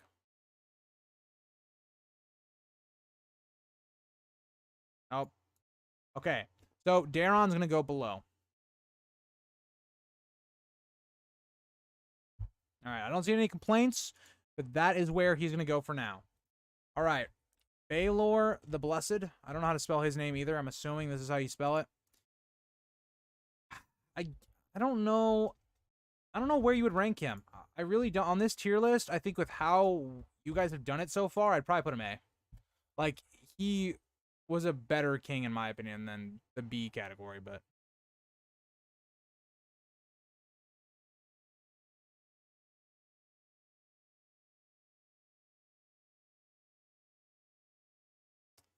Is that Daeron's fault? The blame of its failures lies with Baelor? I disagree. I disagree. I disagree just based on the idea that Daeron got pretty much a good portion of army. Like, if Baelor would have basically said, okay, we're going to march another army and we're going to go back into Dorne, like, people would not have taken that well. Because you've already had one pointless war that didn't go anywhere. Like, the Dragon Knight literally gets captured. That's why, where's the poll? It should be at the top. I just put in the poll, so it should be at the top. But I don't know. I think Baelor did a good job of, in his early reign, specifically, with making peace with Dorne, not restarting that war, which didn't really matter at the time, and kind of how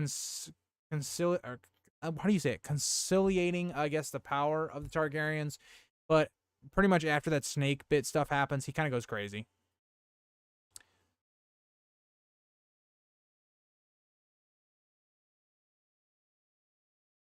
The Dornish broke a truce. Baelor should have wiped them off the face of the earth. But that was never going to happen. Like, all Baelor would have done if he tried to wipe them off the face of the earth is would have gotten himself killed and probably more people in Westeros killed. If they couldn't do it with the biggest dragons and the most ferocious dragons, they were not going to do it with an army with no support from any dragon. It just wasn't going to happen. It's like invading the north, basically. It wasn't going to happen.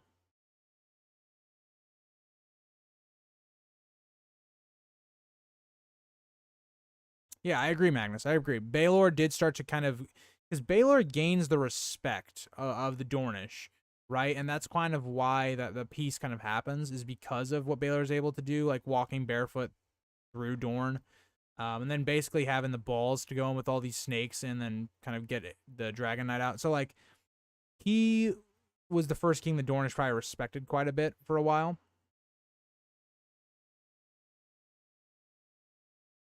Oh no, I agree, Amir. I agree. After that point, he becomes crazy. He becomes crazy. I'm going off the basis of this list. Right, I'm based off this list. He'd be A, because he was nowhere near as bad as the rest of the kings on this list.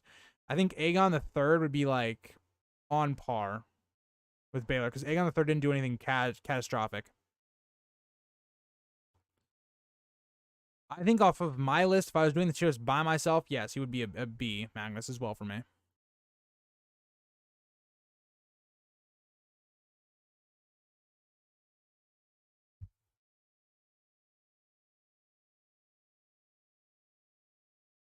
Okay, you guys are saying B for Baelor. I think we're going to put Baelor.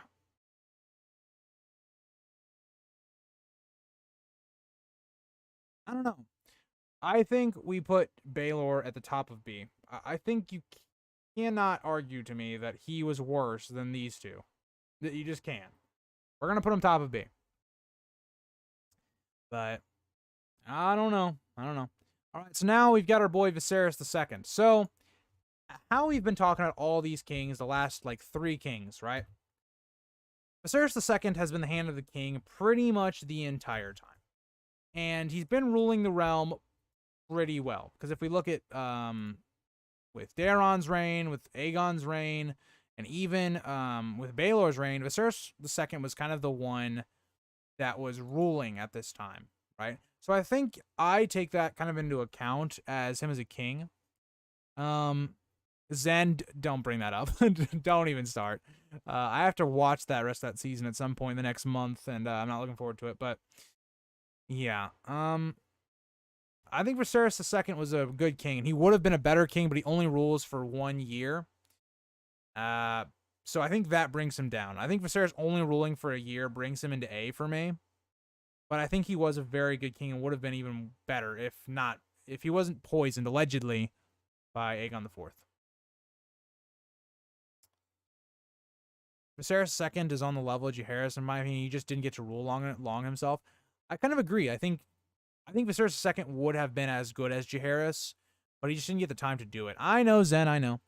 It's sad that Viserys wanted to be remembered as a good king, and he's at the bottom of the tier list element. Or tier list LL. I mean, Viserys is not on the bottom of the tier list. He's in the middle right now.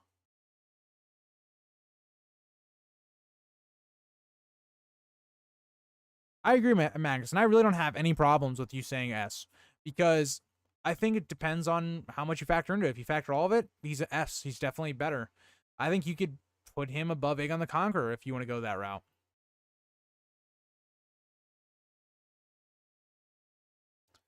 Viserys was the only person that held the realm together during his time as hand. Agreed. He did a very good job of it as well.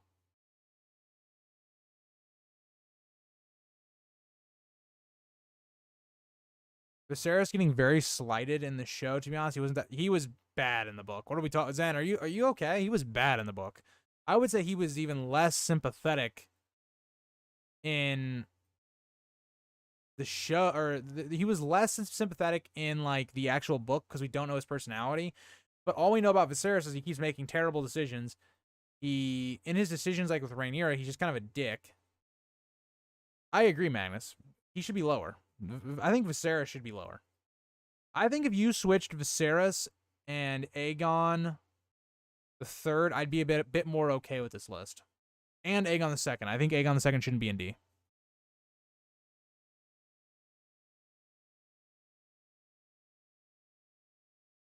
I agree, Zen. That's exactly what I would have done.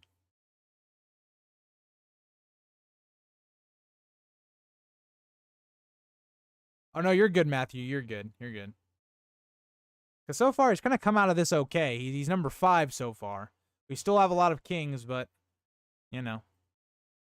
Okay, so you guys are tied with S and B at the moment, so I might just do this off of my own ranking.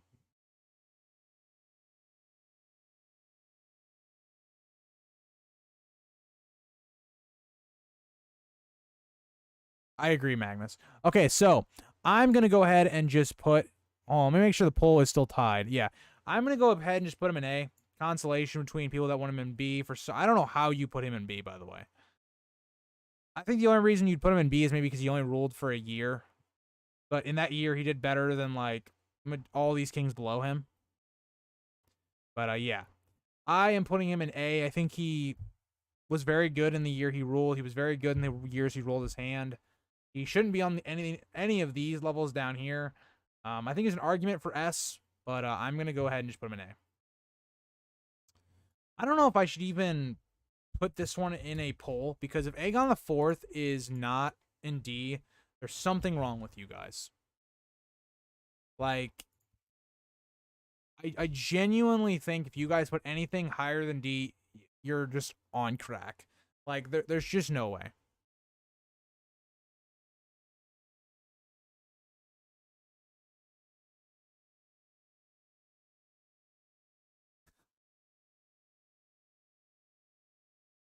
You guys love Maegor. I'm not gonna lie. Y'all love Maegor, but like, he's okay. Like, he did some good, but he did a lot of bad.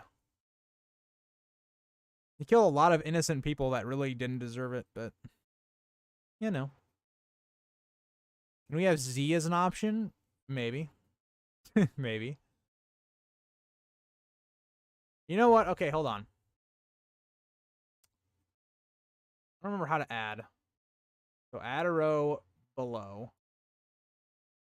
And we'll make it... Wait, hold on. That's so dumb. Why do they do that? Okay, so D. We'll make this D. And then this one will be F. Okay, what is it doing? This is the thing, I hate this thing. Okay, we'll make this F. Let's change the color. We'll make it black. Because you can't see it then. We'll make it like blue.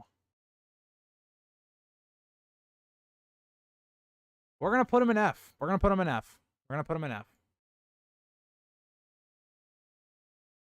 I know a title is Aegon IV. You type it out. I just don't care. We're putting him in F. He's going in F tier. I think it just makes sense. I don't think there's any way possible you put Aegon IV and Aegon II on the same tier. It just doesn't make any sense. You can't. So, ooh, poop brown. I like that. Was there brown on here? Not really. There's like an orange. I could do that. We'll do gray. We can do gray. Kind of a silvery gray, but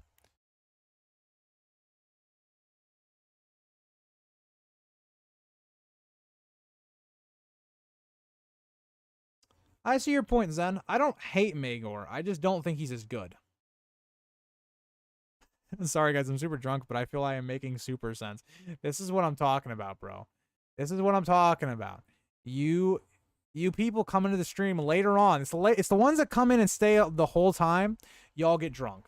I'll get drunk. But, yeah. All right, let's talk about Daeron the Good. Daeron the Second. I think he's a very good king. I think he deservedly is like a top 4 king. He sets, he fixes kind of the Blackfyre rebellions. I did make an F tier, just because I didn't think it was right to have Aegon II and 4th on the same, like, part. It just didn't make any sense. But Daeron II does a lot of reforms. He does a lot of good for the realm, right? He does a lot of good. But yeah, so I'm interested to see what you guys put him. I think he deserves probably A or S. I think anything lower than that, then we're just going on crack. Why is D not an option? Well, because I can only do 4 at a time, and I'm way more lenient towards. I'm leaning towards he's a top king than a bottom king. Peak king for Westeros standards? I'd agree. I mean, let's be honest. He just, you know.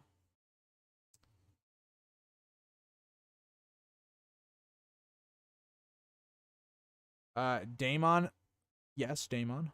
Yes, I don't know. Daeron second. Magnus. I'm just putting 2 in because I don't feel like doing the official titles. It's fine. Daeron was cucked by Aemon the Dragon Knight, right? No. No. No. As Glossy says, no, Zen. No. Daeron was surrounded by maesters and Dornishmen. Somebody's been listening to Duncan Egg.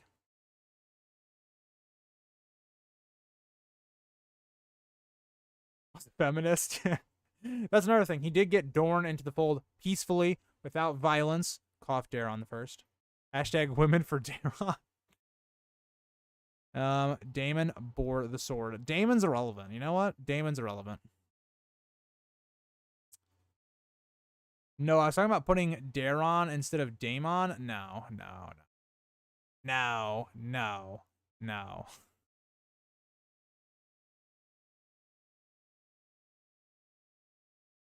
Oh, okay. Yeah, no, I'm not putting Daemon. Sorry. Did Daeron have Dark Sister? I can't recall. Oh, God. Here we go. Here we go, lads. Here we go, you Blackfyre sinners. Here we go. You know, some of you just like to be quirky, okay?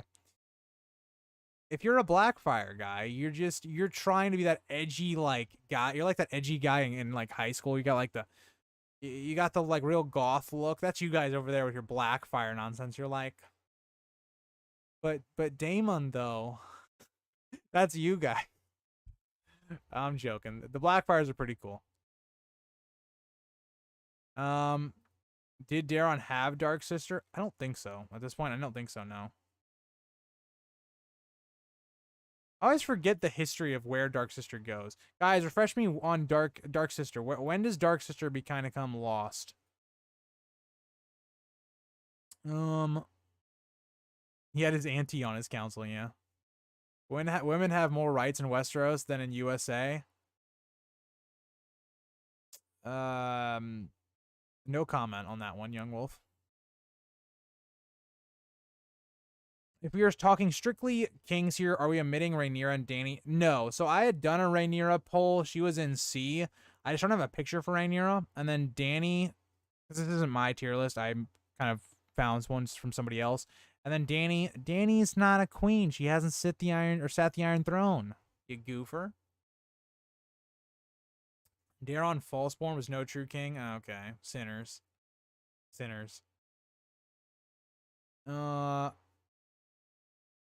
I like both. I enjoy all dragons. That's fair, Magnus. That's fair. Daeron never lost. That's fair. Blood Raven got okay. That's fair. And then he took it to the wall. Okay, that's it. I'm not good with swords and dragon history. He probably presumably still has it in his cave. Maybe. Okay.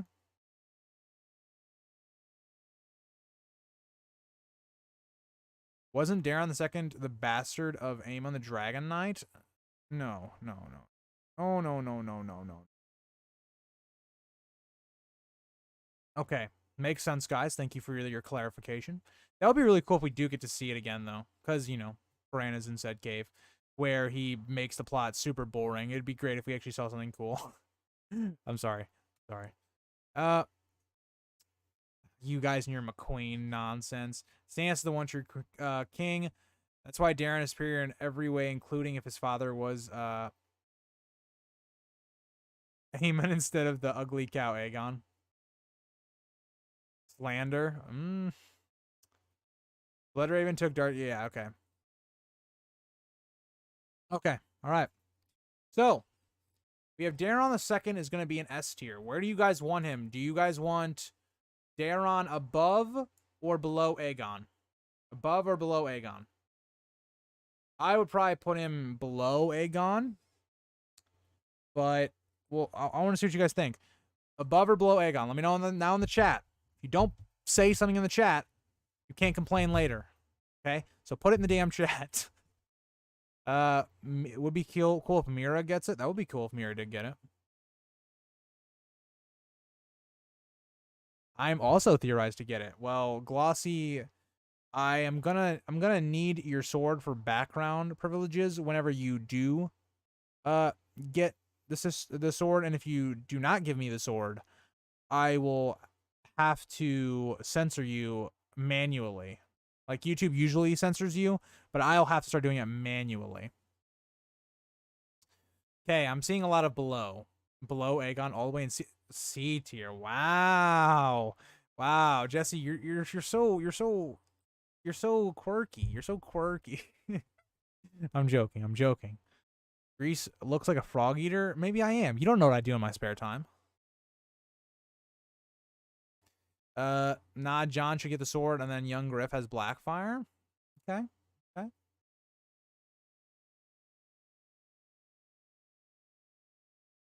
Oh, he's not an A tier, Jesse. He's an S tier. Yeah, don't worry. It'll be 15 per minute in the background USD only, thanks. You know what? How about free? I feel like Aegon II is at least C. He was forced to fight a rebellion. He was scared from a dragon battle. He tried his best, or scarred from a battle. I think Aegon deserved C as well. I think Aegon II deserves C. I can agree with you on that.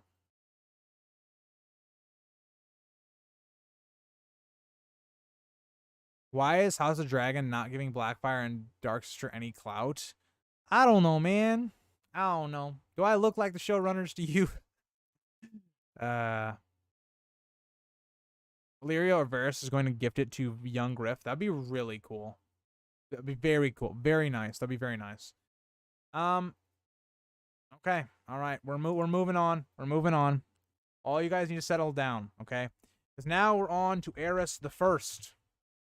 Aerys the First, more of a bookish lad. Didn't really like to actually rule the kingdoms. He kind of just let Bloodraven do his thing. So again, I think a very mediocre king. I think you could probably put him in like B tier, C tier. He didn't really do anything. So, you know, he didn't do anything negative though.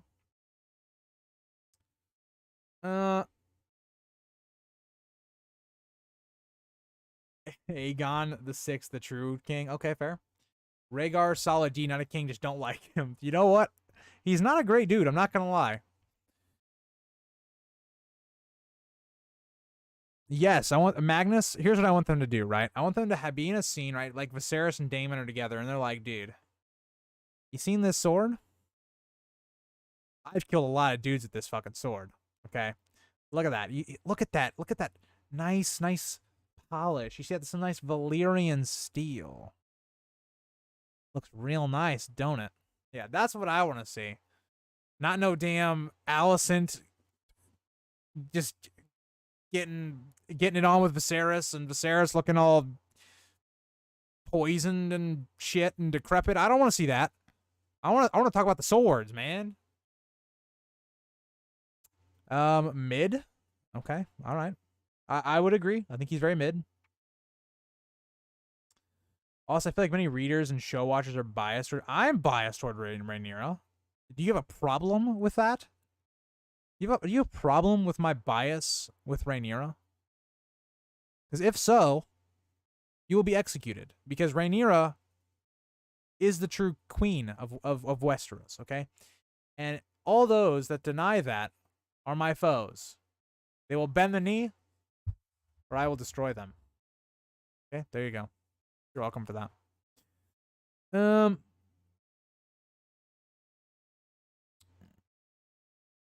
The actor that plays Harwin the Strong is my neighbor here in Sydney, Australia. Search Ryan Corrupt Prob is my favorite cat. That's actually super cool, Zen. I won't lie. Didn't even have a child, did he? I don't think so, no. He did not. Billy Bob? Zen. What is going on? You look like Aegon the Fourth. Are you talking about me, that I look like Aegon the Fourth? Because... Wolf. Okay, let's be honest. If I'm Aegon the Fourth, like, you're fucking the Mad King. You got your little fingernails, like all that. You can literally like type on your keyboard from like my bed, okay? And you're old looking at. I'm joking. Okay, I love you, young wolf. Don't you know? Sometimes we just get spicy, okay? When Harwin just took everyone out, I got chills. Can't wait for him to get some recognition next episode.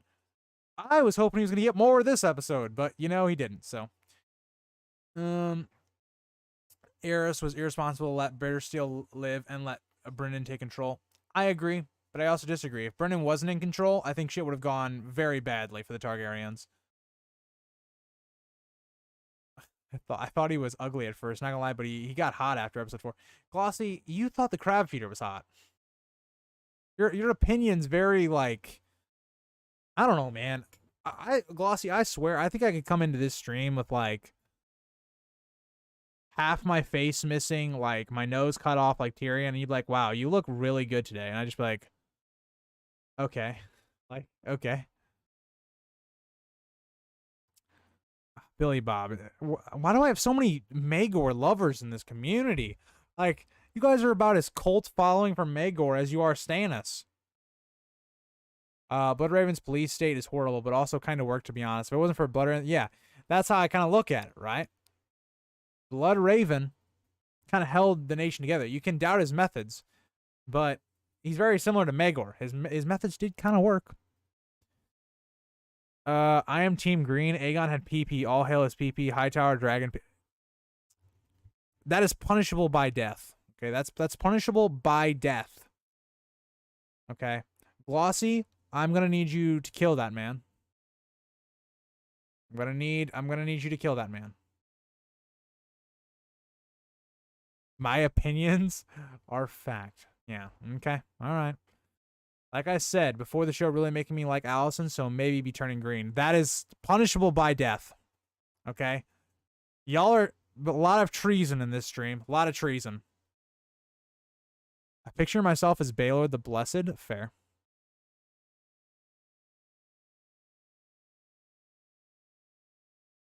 Maegor was even better than Maekar? Okay, well. Yes, Glossy, you are the executioner now. I'm going to need you to start beheading some hoes because they're going against our queen.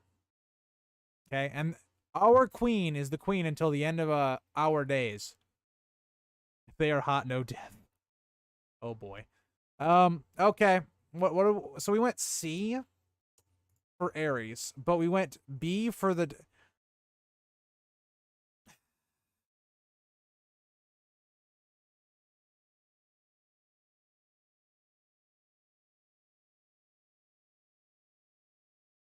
Guys, I'm not a fan of this one, but we're going to pick the guy that didn't really do anything, but the realm was kind of fine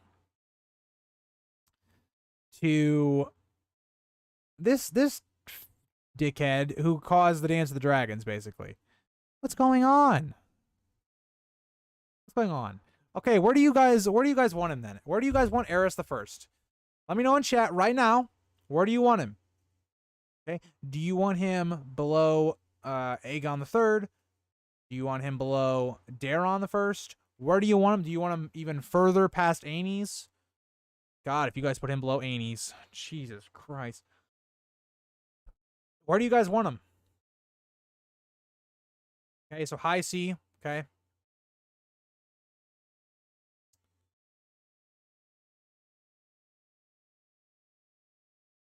Zen, you've been drinking too much.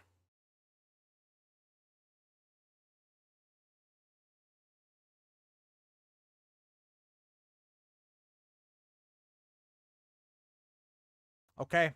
Okay, I need more opinions. You guys are saying high C. But then some of you are like, okay, above Aenies. Where are we putting them? Aegon and Daeron? Okay. Okay. Okay. Okay. All right. This list is flawed as fuck. I'm not gonna lie. Like, we've hit some territory where I'm just like, I just don't. Just move on, I guess. Maekar, he's next. Yeah, Maekar the first.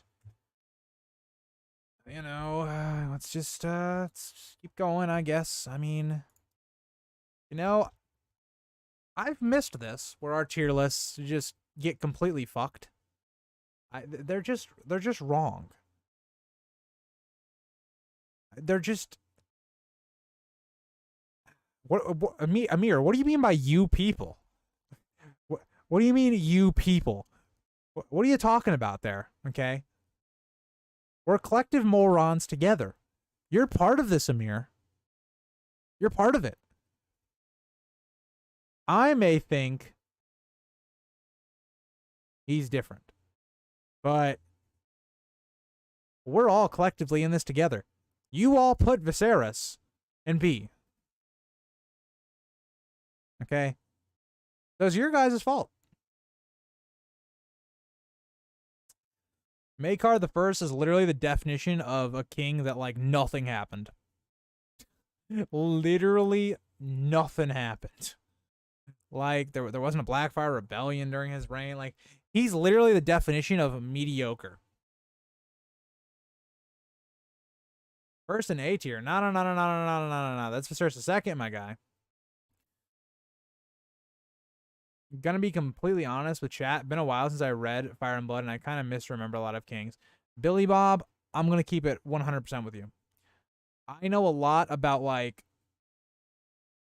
up to, like, Viserys II, and then after that, I'm just like, wow, these kings are very mediocre. Outside of, like, Daeron II.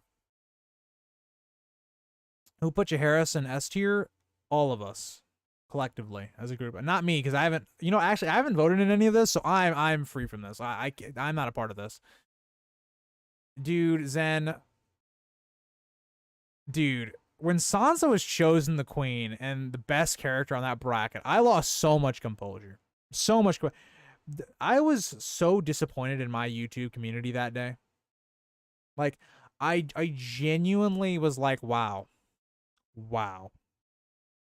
I've created this. This is a monster now.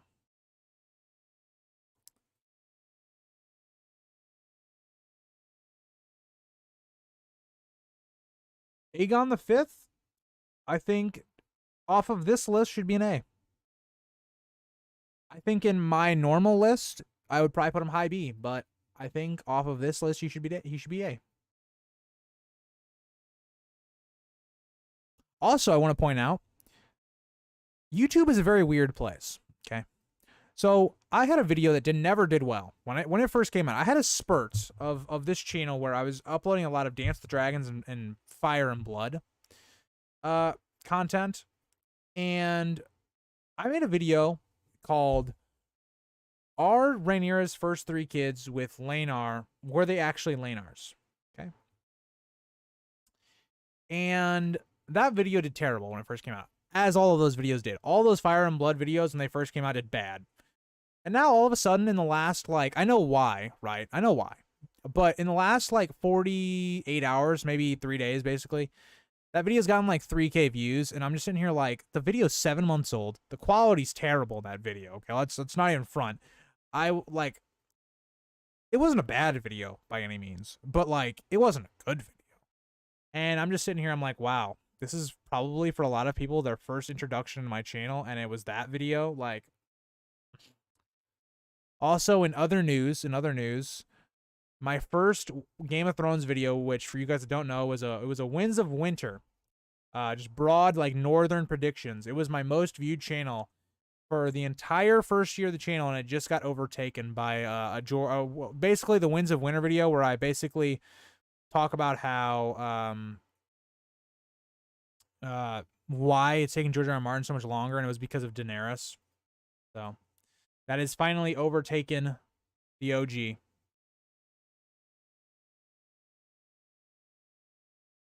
I think it was definitely Harwin, for you guys that are asking. Also, y'all just...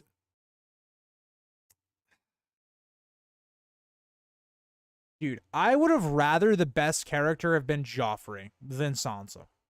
I mean that. I genuinely mean that. At least Joffrey is like one of the best villains of all time.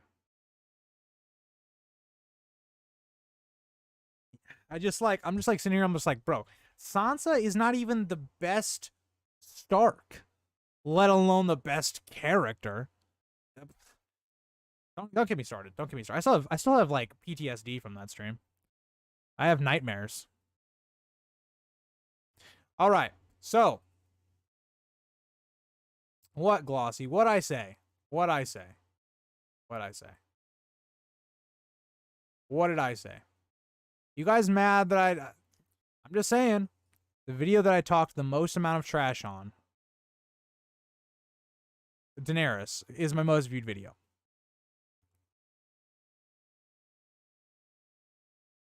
Dude, Sansa, you guys are just drunk. Okay, where are we putting Maekar in A? Is he going above our guy here, Viserys II, or is he going below? Above or below? Above or below? Put it in chat. Above or below? I agree, Amir. I agree. I also agree, Jesse. And Billy Bob, you know what? Every time I let you guys choose, you choose wrong.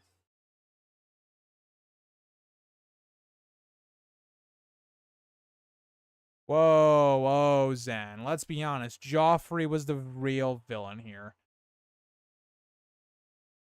Yeah, if you're a Sansa lover, you might be on the wrong channel. I'm not a hater of Sansa. Don't get me wrong. Okay, I'm not a hater. But at the same time, okay, at the same time, she ain't like top 5. Like she ain't even top 5 POVs. Okay? Billy Bob, you betrayed me when you voted for Sansa, so I don't want to hear your shit. Okay, so we're putting him below. Okay. It is now time for your guys to make a decision on Aegon V, or Egg, as his friends call him.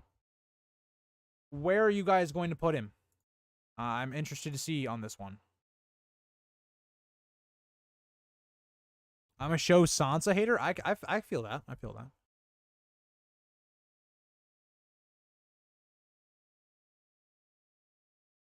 Her thing is basically that she is meh. Top 3, not top. Young Wolf, you gotta chill, okay? Best POVs are by far in no particular order, like Tyrion, Jon. I would say Catelyn. I'm very hesitant to put Daenerys in there. Davos. Let me think. Who's better? Arya. Arya's better. There's a lot of POVs better than Sansa. Summer Hall video when? 6 months ago. I'm joking. I'll think about doing a Summer Hall video, Young Wolf, at some point. Another one. I did one in the past, but yeah. It wasn't the best video. I want to remake a lot of my older videos just because I don't think they were that good at points, right? Especially with the video game ones where I had video game background. You guys hated that. And it was not a good choice, but it was some experimentation. Updated Summer Hall. I will, because then now I can put the whole dagger thing from House of the Dragon in it. And he genuinely was making things better for the common folk, making genuine progress for Westeros. I agree he was trying to, but I think... How come there are more votes than folks in the chat? That's not possible. I don't even know, bros. I don't know, okay? Maybe we're being corrupted again. Maybe the Russians hacked us. I don't know.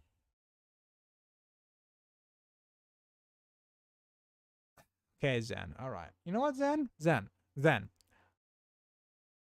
It's literally the Grease Goblins. Okay? The avatar of the channel is green. Okay. And I'd like to point out on this chair, there's more black on this chair than green. Okay. Okay. So you get your head out of your ass and stop that nonsense. Aegon V was a failure. I kind of agree with Jesse here. I kind of agree. I think he was a good person. He did a lot of good things for the people, but he wasn't very good at balancing the people with kind of the nobility. He was not very good at that.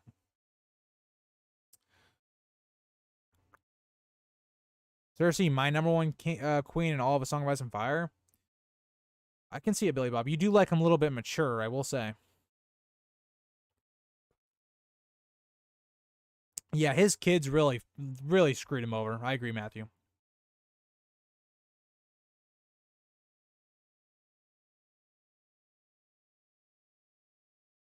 Dude, y'all are the bots. Jesse. Don't be blaming the sex bots that come to the channel. Y'all are the actual bots, okay? Excuses is all I hear. Zen.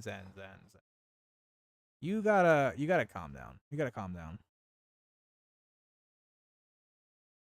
Speaking as Honest Abe, I am always honest. And when I tell you that this chair is green because of the channel, that's what it is. You know what, Billy Bob? That's fair. I am a big wine lover. I don't know about you guys, but I don't really like beer. Like, it's okay. Like, it's like something where it's like, if it's the only alcohol you have and I want to drink alcohol for some reason, I'm not really a big alcohol drinker either, I'll drink it. It's just basically piss water is what it is. But I'm an avid wine guy, right? When I drink probably like every once a month maybe, I like my wine.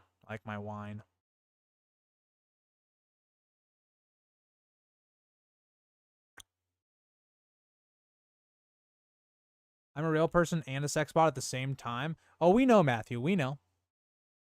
Do I got to get out some of the things you send me? I'm joking, of course. You know what, Zen? You know what's funny? You know what's really funny?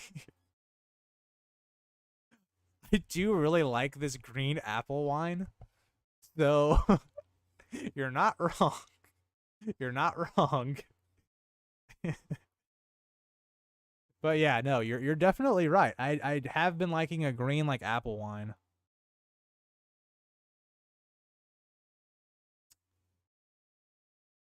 Glossy, I don't think your message sent. Yeah, you're getting censored again. This is just a throwback stream, man. Glossy's getting censored again. We're talking about the good old days. It's wonderful. Who's gonna bring up the Bobby B who's gonna bring up the Bobby B references? Come on. We were strong then, lads. We were strong then. Okay. You guys have Aegon V in S tier. Okay. Where do you want Aegon V at in S tier? Where do you want him? Where do you want him at, guys?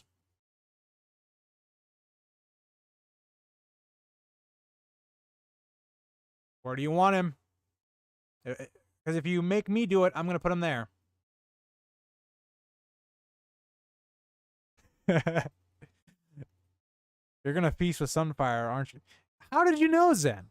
How did you know? I was going to bring Sunfire on for a special guest for the end of the season, but I guess you already know. I guess you're the paparazzi. You're hanging out in like my backyard or something.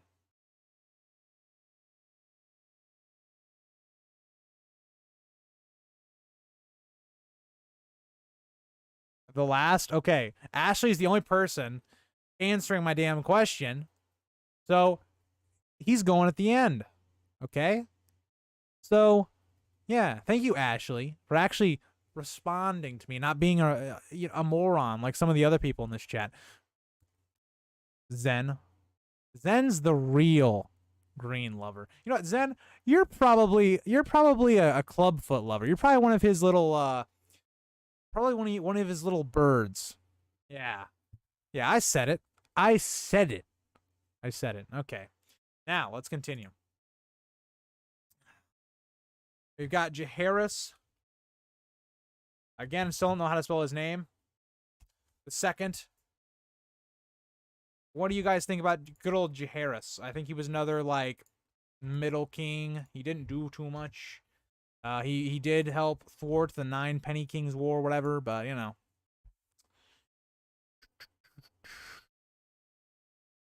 Wait, Magnus, you answered my question? Hold on. Hold on. Okay, Magnus, you also answered. Okay, Magnus, you have a pass. I'm sorry, I did not see your I did not see your chat, so therefore my humble apologies to you, sir.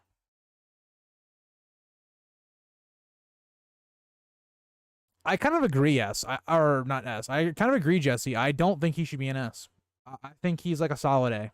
Maybe B. High B, probably. Glossy, I don't know what you're talking about. I think YouTube is doing a fine job. You know, seeing as though they do pay me for advertising and such, I think they're doing a great job, and I really would not like to go against them in a court case.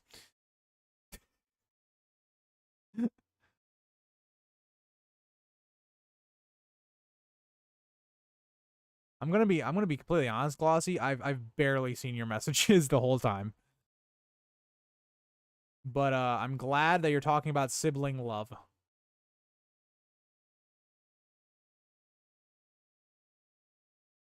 He just kind of existed and then he died. I agree.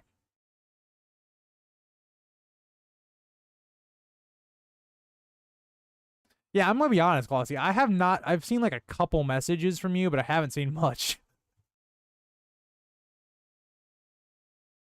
I'd probably put him in like high C, middle B.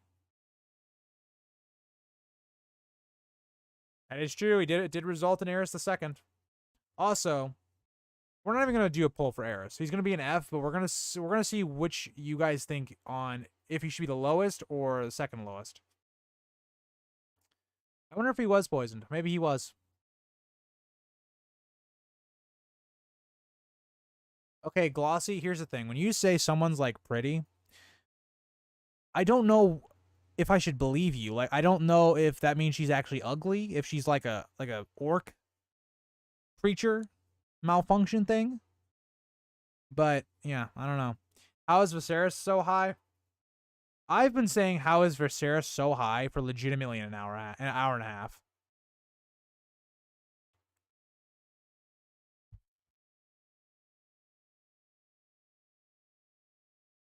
Oh, I didn't know that I didn't know that actually. Okay. All right. I didn't know that did that. Okay. Hey, Glossy, you can't get mad. You can't get mad for me. You can't get mad at me, okay? You can't get mad at me. You know it's true.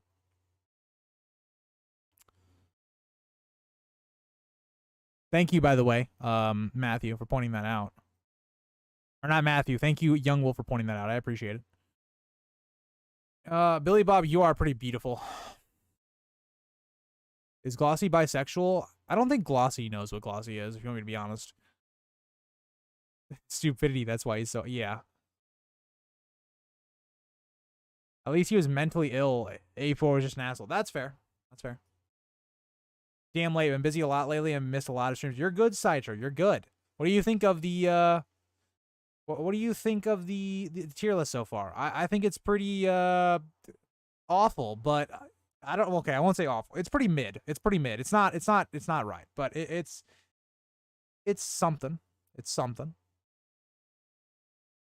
Okay, so we're putting him in C. And someone mentioned earlier that he's going high C. I think he's high C. Yeah, I think that makes sense. I think that makes sense. All right, Mad King. We're not doing a poll for this. Actually, you know what? We'll do a poll for it. We'll do a poll. But we'll do Mad King, and then we're gonna do above or below. So if you want him above Aegon IV, do above. If you want him below, put below. Yeah, very mid. I don't even think S is right. To be honest. I think there's like 2, maybe 3 people that should be an S. Bro, every single person in this chat keeps saying, oh, Viserys is so high in B. But then when we voted for Viserys, it was like resounding B. Y'all don't make no goddamn sense.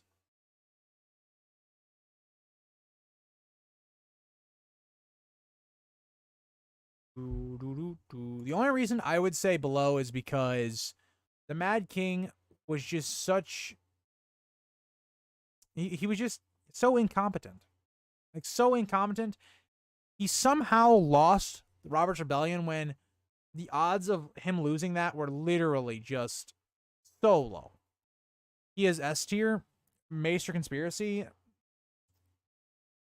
I'm a green lover, so you can't be... How are you saying that I am with the Maesters, right? Or no, wait. That would make me part of the Maesters. Damn it, Young Wolf, you got me. Never mind. I took no part in the Viserys route or vote. Yes, you did. Yes, you did. Yes, you did. Okay, he's going below. All right. Now that you guys have figured out the tier, this is the tier list, lads. This is the tier list. Are you guys happy with yourself? I don't think you should be. I think you guys should be very disappointed in yourself. Let's look at my own. I want to look at my own list. I'm gonna compare what you guys wrote to what I wrote. Okay. So this is my official list. You guys can slander me all you'd like. You can call me stupid. But at least I still know that Rhaenyra is the one true queen. So, number 17, I had the Mad King. I think the Mad King is just... He brought the downfall of the Targaryen dynasty. He was a pretty shitty dude, even though he had mental illness, whatever. He really, even when he wasn't having mental illness, early in his reign, Tywin Lannister was running the realm. He didn't really do anything. Just was a bad dude. Like, just didn't know how to govern the realm at all. And, yeah. Number 17, I have Aegon the IV. So, again, losing my voice a little. But for all the things you guys talked about, he raped women. He legitimizes all his bastards, causes the Blackfyre rebellions. He poisoned his dad, probably, who was going to be a much better king. He was just a shitty guy. Just a shitty guy. So, putting him at 16. Number 15 I had was Aenys. So, Aenys, just, again, like we talked about earlier in the stream, just was not a good king. He was probably a good guy to be friends with and all that, but bad king, was very indecisive, creates a lot of rebellions. You guys are really going to hate this one. You guys are going to hate this one. Number 14, I have Viserys the First. So you guys had him in B. I had him very low. Viserys the First causes literally the Dance of the Dragons, the thing that breaks the entire power of the Targaryens. He has the same problems of Aenys, is he's not decisive. He doesn't do anything like that. He just sets up the Targaryen dynasty to fail, so I put him that low. He causes a lot of death that could have been avoided, and all of that. I think the only bright side of Viserys is maybe that you could say his reign was peaceful. It was prosperous for the normal people, but because of his actions, the people have a massive issues, kind of like the War of the Five Kings, basically. At 13, I had Daeron the First. Just gets a bunch of people unnecessarily killed. Like, didn't really accomplish anything during his reign. Like we talked about, Viserys II was the one really like ruling in his reign. And then number 12, I had Maegor. So you guys definitely aren't gonna like that because you guys love Maegor. Maegor, he was someone that did good things. Like, he had certain good things like building the Red Keep and all the passages and stuff, and he put down the rebellions, and he did save the Targaryen dynasty for this time period. Right? So he did do that, which was good.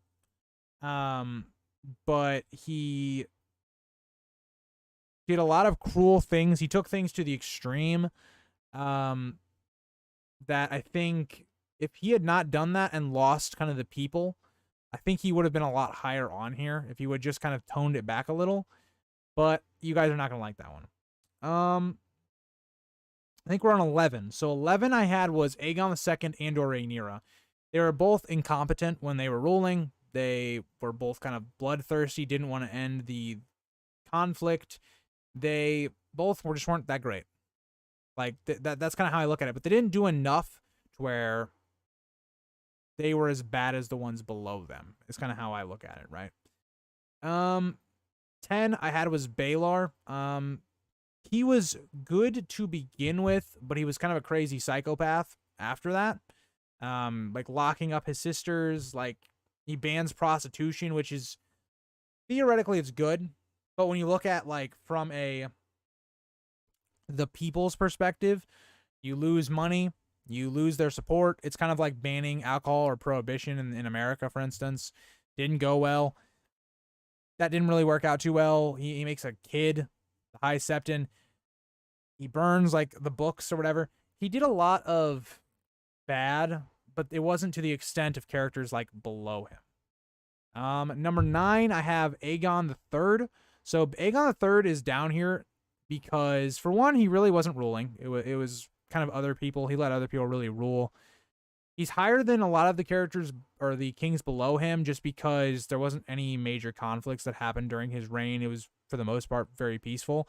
But he is a big pivotal reason why the dragons fade out and the Targaryens' power fades out, where he probably could have maybe brought the dragons back into the world, but because of him not wanting to do that, and because he lets the Maesters kind of take over power for a year, they kind of fade out.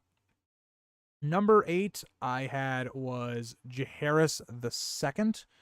So, again, not a lot happens here. He's just kind of there. But nothing bad happens. Like, if we look at the characters below him, they all have a lot of big negatives to each one of them. He's just kind of right there in the middle of the pack. Nothing terrible really happens. He wins the 9 Penny King War. That's all you can really say about Jaehaerys II. 7 I had was Aerys I. I was pretty fine with Aerys I just because, yes, he didn't rule a lot. He kind of delegates it to Bloodraven, but not a terrible like amount of stuff happens here. Like, because he gives his rule to Bloodraven, really, that helps with the whole Blackfyres. If he had been left in control by himself, I think the Targaryen dynasty probably could have ended with the first Aerys. But I think that he's kind of smart enough and realizing, I just want to be a book type of guy. He gives his regency pretty much over to Bloodraven, and I think it's, for the most part, smart and efficient. 6 I had was Maekar. I thought Maekar, like, he was a good king. He had peace during pretty much his entire reign. Like, he was in between the Blackfyre rebellions. So I give him that. He didn't do anything bad. He had peace, and I think that is enough to put him over a lot of the kings below him. 5th, I had Aegon V. So Aegon V, like I talked about, we just got done kind of talking about him. I thought Aegon V was very good with the common people. He did a lot of things to help the common person, but for the most part, was not very good at balancing that out with kind of your politicians, your nobles. He could have had a much more peaceful reign, and not peaceful, but prosperous reign if he'd been able to figure out that balance, like someone like Jaehaerys or Viserys II, who are both going to be ahead of him. That's something he lacked on, and also Summerhall also did not help in his kind of ranking as well. 4th, I had Viserys II. The only reason he is lower than some of the characters below him is because he didn't reign as king that long. He was only a year, but as his work as Hand of the King is kind of why he's this high. 3rd, Daeron II. Again, he just reformed the country really well. He did a really good job recovering after Aegon IV nearly destroys the Targaryen dynasty. He brings Dorne into the 7 kingdoms, or the 6 kingdoms at that time, without any bloodshed. So I thought Daeron II made sense for 3rd. Really not a lot of negatives with Daeron II. I know a lot of you Blackfyre supporters don't like him, but, 2nd, I put as Aegon. I just think was a very good first king, kind of sets the precedent for what a king should be, and did a really good job of starting their dynasty in his conquest of Westeros. And then Jaehaerys is first, I think for all the reasons we talked about on stream. I don't want to go too far and deep into it because I think you guys know. But yeah. Okay, so I just went through my list. Let me see what your guys' reaction was to it. Because I didn't really read any comments while doing that.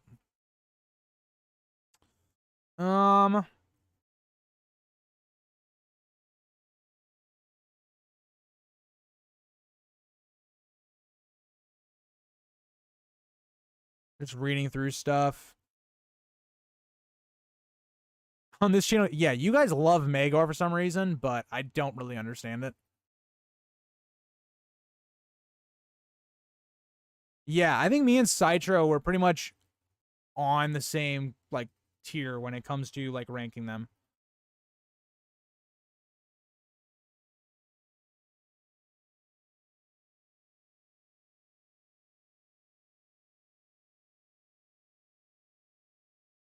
Yeah, I know it wasn't too different from, like, the actual tier list, but on terms of, like, putting certain, like, okay, I've already screenshotted this, but this is how I would probably do it. Just based on my, I'm not going to go into it, but think about it like this. The D category would have been reserved for, like, Daeron, Aenys, Maegor, and that's probably it. And then C would have been Aegon, probably Aegon the Third. Jaehaerys probably would have been in here, the second one. Maybe he would have been in B. Citro's just kissing up to you. Well, this is why I like Citro better than you. I'm joking.